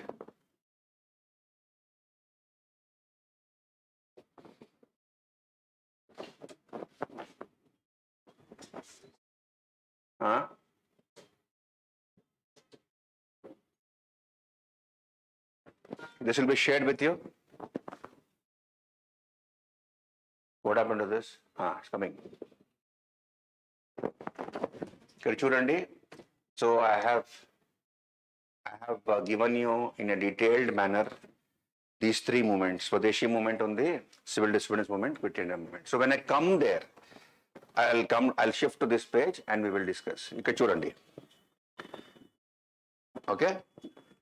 Swadeshi movement or anti-partition movement launched on August 7, 1905 at Calcutta. It was the first mass agitation of an all India character. Okay. So what are the various reasons for the Swadeshi movement? We have both domestic causes and international causes for the Swadeshi movement. First of all, domestic causes. So we have famines. The British were very insensitive to the famines in India. They never had a famine policy. They did not provide succor to the people. So in the 1870s, we have famines, then killer plague of 1890s. Okay, that made the British people of India very, very angry with the British because no succor was provided to the people of India. Official Secrets Act, I've already told you, Official Secrets Act restricted the freedom of the press. Municipality Act of 1899. Municipal Act of 1899, right? It reduced the number of elected members in the Calcutta Corporation. Then Universities Act of 1904 reduced the university acts to a governmental body, governmental department. Then Curzon's blatantly anti-racist, anti-Indian utterances, anti-Congress utterances. He said that he wants to see that Congress is finished off. He wants to see it, and Indians don't know modern philosophies like rule of law, truth. Indians were barbaric. So he used to make such statements, comments, speeches. The Indians were very angry with that. Then government decided to partition Bengal. That also added to the fuel. So you see, one will be East Bengal consisting of Dhaka. Dhaka will be the capital. Chittagong, Dhaka, Mymensingh, Tipperah and Assam. So East Bengal and Assam will be one province with Dhaka as capital. And the other part of Bengal will be West Bengal, Bihar, Orissa with Calcutta as capital. West Bengal with Calcutta as headquarters, western districts of Bengal, whole of Bihar, Orissa. This is how the plan was done. Okay, plan to partition Bengal. Then government quoted administrative convenience. What was the reason given by Curzon's government? Administrative convenience. Bengal was a too big province to administer. Population was very, very large. So if we divide Bengal into two parts, we'll be able to better administer Bengal. Indians were not fools to believe Curzon. They were able to understand the real intention of Curzon and they started the anti-partition movement. Okay, so the plan was to divide Hindus and Muslims to make Bengalis a minority in West Bengal. This is the plan. Clear now, all of you? Now, international events for the Swadeshi movement, we have the reverses in the Boer War. British faced reverses. Though they won the Boer War in South Africa, they lost a lot of men and material resources. So that was one thing. Second is Japan's victory over Russia. Popular revolts in Russia against the Tsarist regime. So you have Tsar Nicholas II. You studied that as part of Russian Revolution, the 1905 revolution, which led to the formation of a Duma by Tsar Nicholas II. So common people of Russia had risen against the Tsarist regime. And we have the Bloody Sunday, which happened, that is called Bloody Sunday in Russia, when peacefully agitators were marching towards the palace to present a memorandum to Nicholas II. The Tsar, without any provocation, ordered police to open fire and hundreds of people were killed. That's called Bloody Sunday. But after that, he introduced the Duma or the parliament in Russia. So that also was an inspiration for the people of India, popular revolts in Russia against the Tsarist regime. Chinese boycott of American goods. So the Americans had introduced anti-dumping measures. So immigration laws. Chinese were not allowed into America. So that was all, they objected to that, the Chinese people. So that also served as an inspiration. Then what was the agenda of the Swadeshi movement? It had a 4-4 agenda: boycott of foreign goods, okay, Swadeshi, Swaraj or self-government, and national education. These are the 4 agendas of the Swadeshi movement. So it had unique features, new forms of massed mobilization, like picketing. What is picketing? Picketing ante emi. Picketing is shops. Yeah, very good. Imagine I'm a shopkeeper selling British goods. Okay, factory made English goods I'm selling in my shop.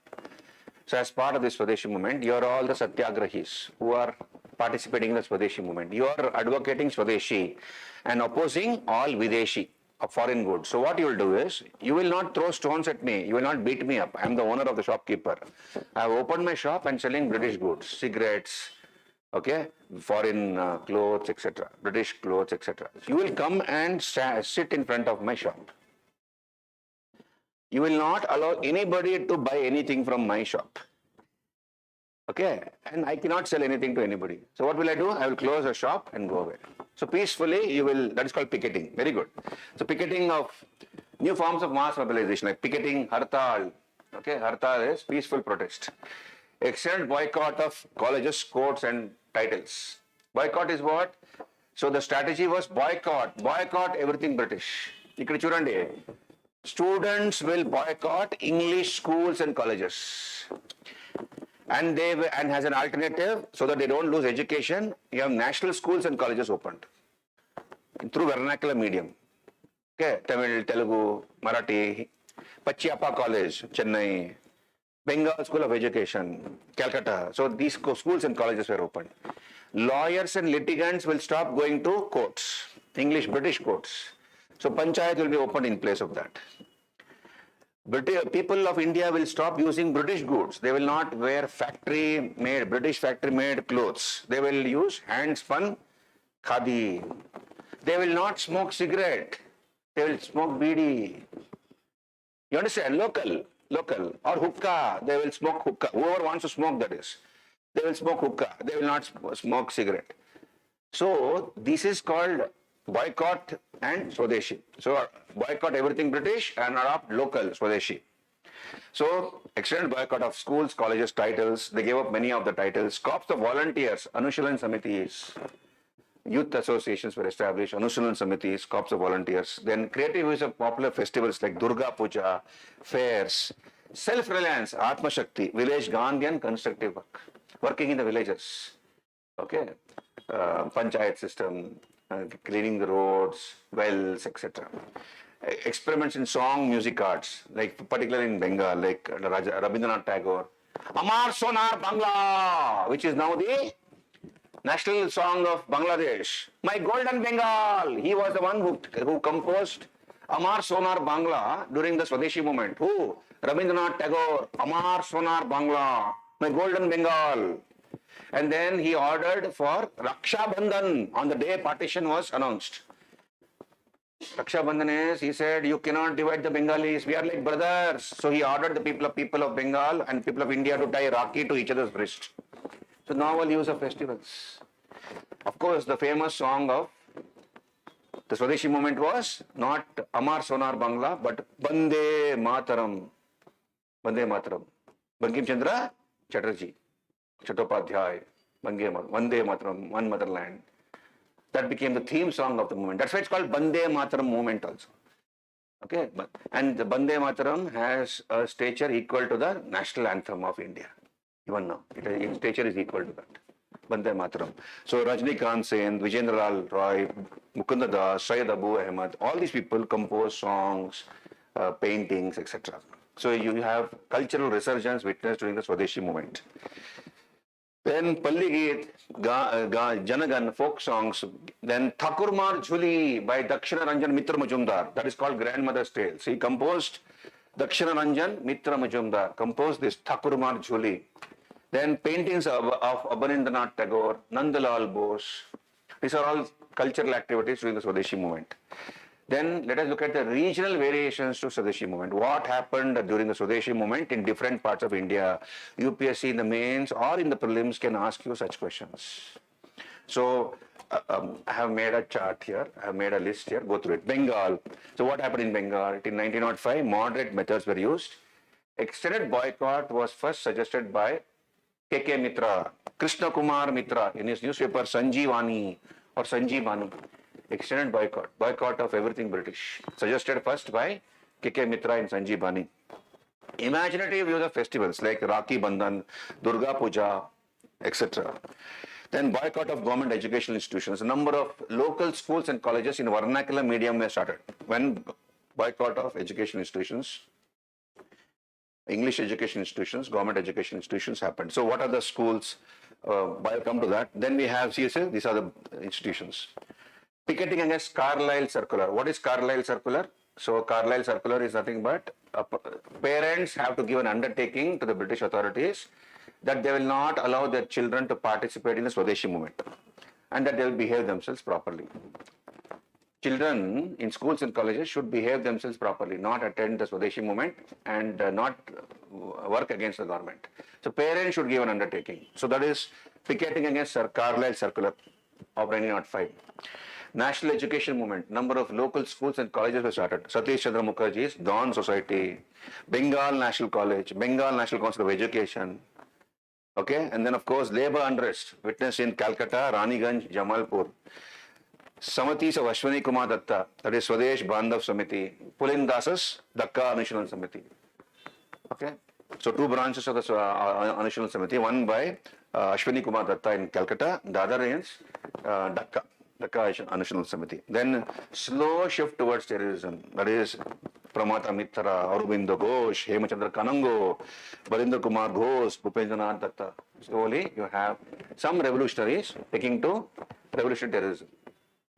Okay, we'll come to that. I'll discuss revolutionary terrorism tomorrow. Then leaders in addition to the above mentioned are these: Surendranath Banerjee, Abdul Rasool, President of the Barisal Conference, Aurobindo Ghosh. This is in Bengal.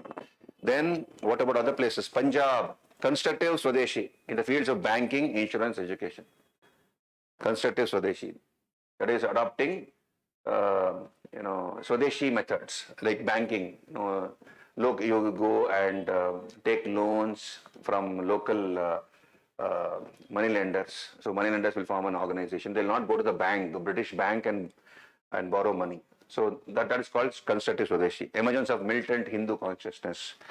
Radical newspapers like Punjabi were published, and of course contribution of Lala Lajpat Rai, Hansraj, and Ajit Singh. Ajit Singh was the uncle of Bhagat Singh, and he established an organization called Anjumani Muhibban-e Watan at Lahore. Anjumani Muhibban-e Watan. And peasant and labor unrest in Punjab, seeds of terrorism shown. This is in Punjab.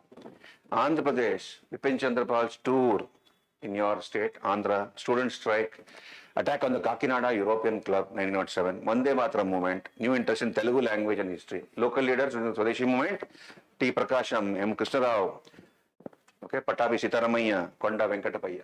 This is in Andhra. Then we have Madras Presidency, labor unrest in Tirunelveli, Swadeshi Steam Navigation Company, established by V.O. Chidambaram Pillai. He is called Kapilottala Tamilan. He was the one who established a local steam navigation company, Chidambaram Pillai, Swadeshi Steam Navigation Company. Attack on municipal offices, police stations in Tirunelveli. Leaders, these are the leaders. Shiva Subramaniam, G. Subramania Iyer, Chidambaram Pillai, Subramania Bharati. Okay, then we have Maharashtra, development of radical journalism, revival of festivals, religious and political festivals like Shivaji Mela, Ganesh Utsav. Okay, the idea of Tilak was on the pretext of Ganesha festival and Shivaji festival, people will come to attend. And then he will educate the past. He'll give a speech in Marathi, educating the people about Swadeshi movement, why this movement is taking place, what is the plan of the government, how the Congress leaders are dealing with the British authorities, etc. So politically, he uses religious symbols to educate politically the masses. Labor militancy, labor unrest, boycott of foreign goods, liquor shops, demand of indigenous cloth, setting of Swadeshi Vastu Pracharani Sabha, emergence of extremism, leaders Tilak, of course, associates Kharpard and Munje, Savarkar, and UP we have Banaras, emergence of militancy under leadership of Sachindranath Sanyal, M. Samadhyay, Sundarlal. Okay. Then we have importance and consequences of Swadeshi movement. What are the consequences? Social base of the national movement was broad-based. More people, more sections joined the national movement. Political direction to economic grievances. Many of the economic grievances got a political direction. Peasant participation. Beginning of communal divide, Hindus and Muslims. British played the communal card, got the support of the Muslims regarding the partition. rise of militancy, that is revolutionary terrorism, split in the Congress happened during the course of the Swadeshi movement. I'll come to that in some time after the break. Beginning of modern mass politics, positive impact on indigenous industries. So many local industries received a boost because we were boycotting British goods. It was a loss to the British government. Growth of self-confidence, particularly in the development of arts and sciences. Sharp fall in British revenue of cloth, cigarette and liquor. Okay. These are the consequences. What happened during the Swadeshi movement? 1905 session, Banaras Congress session, presided by Gokhale.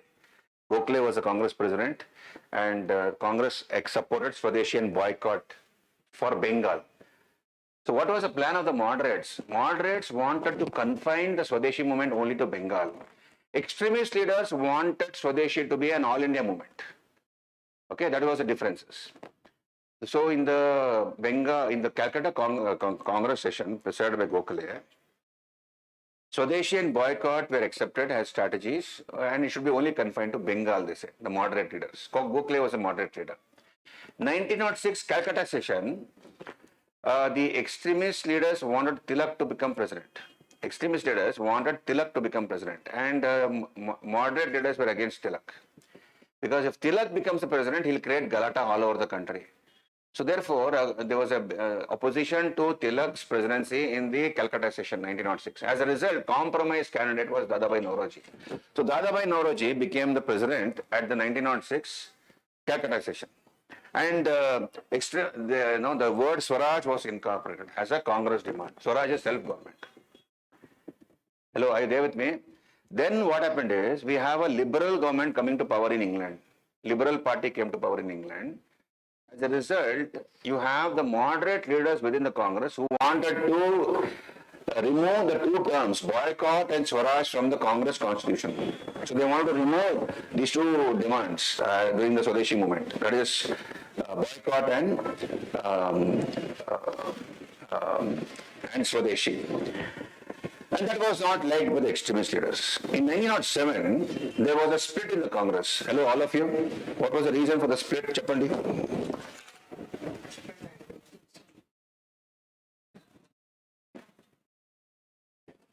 Congress split in 1907.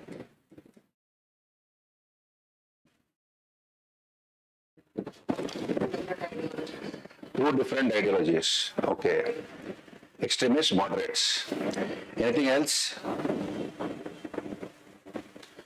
One is, of course, you see, I've already told you, a liberal party comes to power in England. Okay, a liberal party formed a government in England. And once Liberal Party formed the government in England, moderates wanted these two terms to be removed from the Congress constitution, that is boycott and Swaraj. They wanted these two things to be deleted.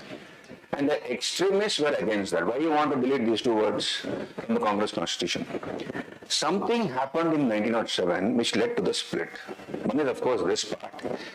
See, the extremist leaders wanted Tilak to become president. 1906 Calcutta session of the Congress, Tilak wanted to become president. Extremist leaders were supporting him. And the moderate leaders were opposed to Tilak. I told you already. So as a compromise candidate, who became president at the Calcutta session 1906? Dadabhai Naoroji. Dadabhai Naoroji became president. He was equally respected by the moderates and the extremists. Now, in 1907, originally, Congress session was supposed to be held in Nagpur. Understand this. Original session was supposed to be held in Nagpur. Nagpur is presently in which state? It is in Maharashtra. During those days, Nagpur was in the central provinces. Ante Madhya Pradesh, central provinces. According to the Congress bylaws, President of the Congress should belong to another province, other than where the session is going to be held. It was supposed to be held in Nagpur. If And Tilak was from which presidency? Bombay presidency. Now he was not from central provinces. If the session is held in Nagpur, 100% Tilak is going to win the Congress presidency. Moderates were very sure. So what they did is, we have a leader, moderate leader. His name was Firoz Shah Mehta. Firoz Shah Mehta shifted the venue from Nagpur to Surat. Surat now is in Gujarat. Those days, Surat was in the Bombay presidency. Automatically, Tilak could not contest the elections.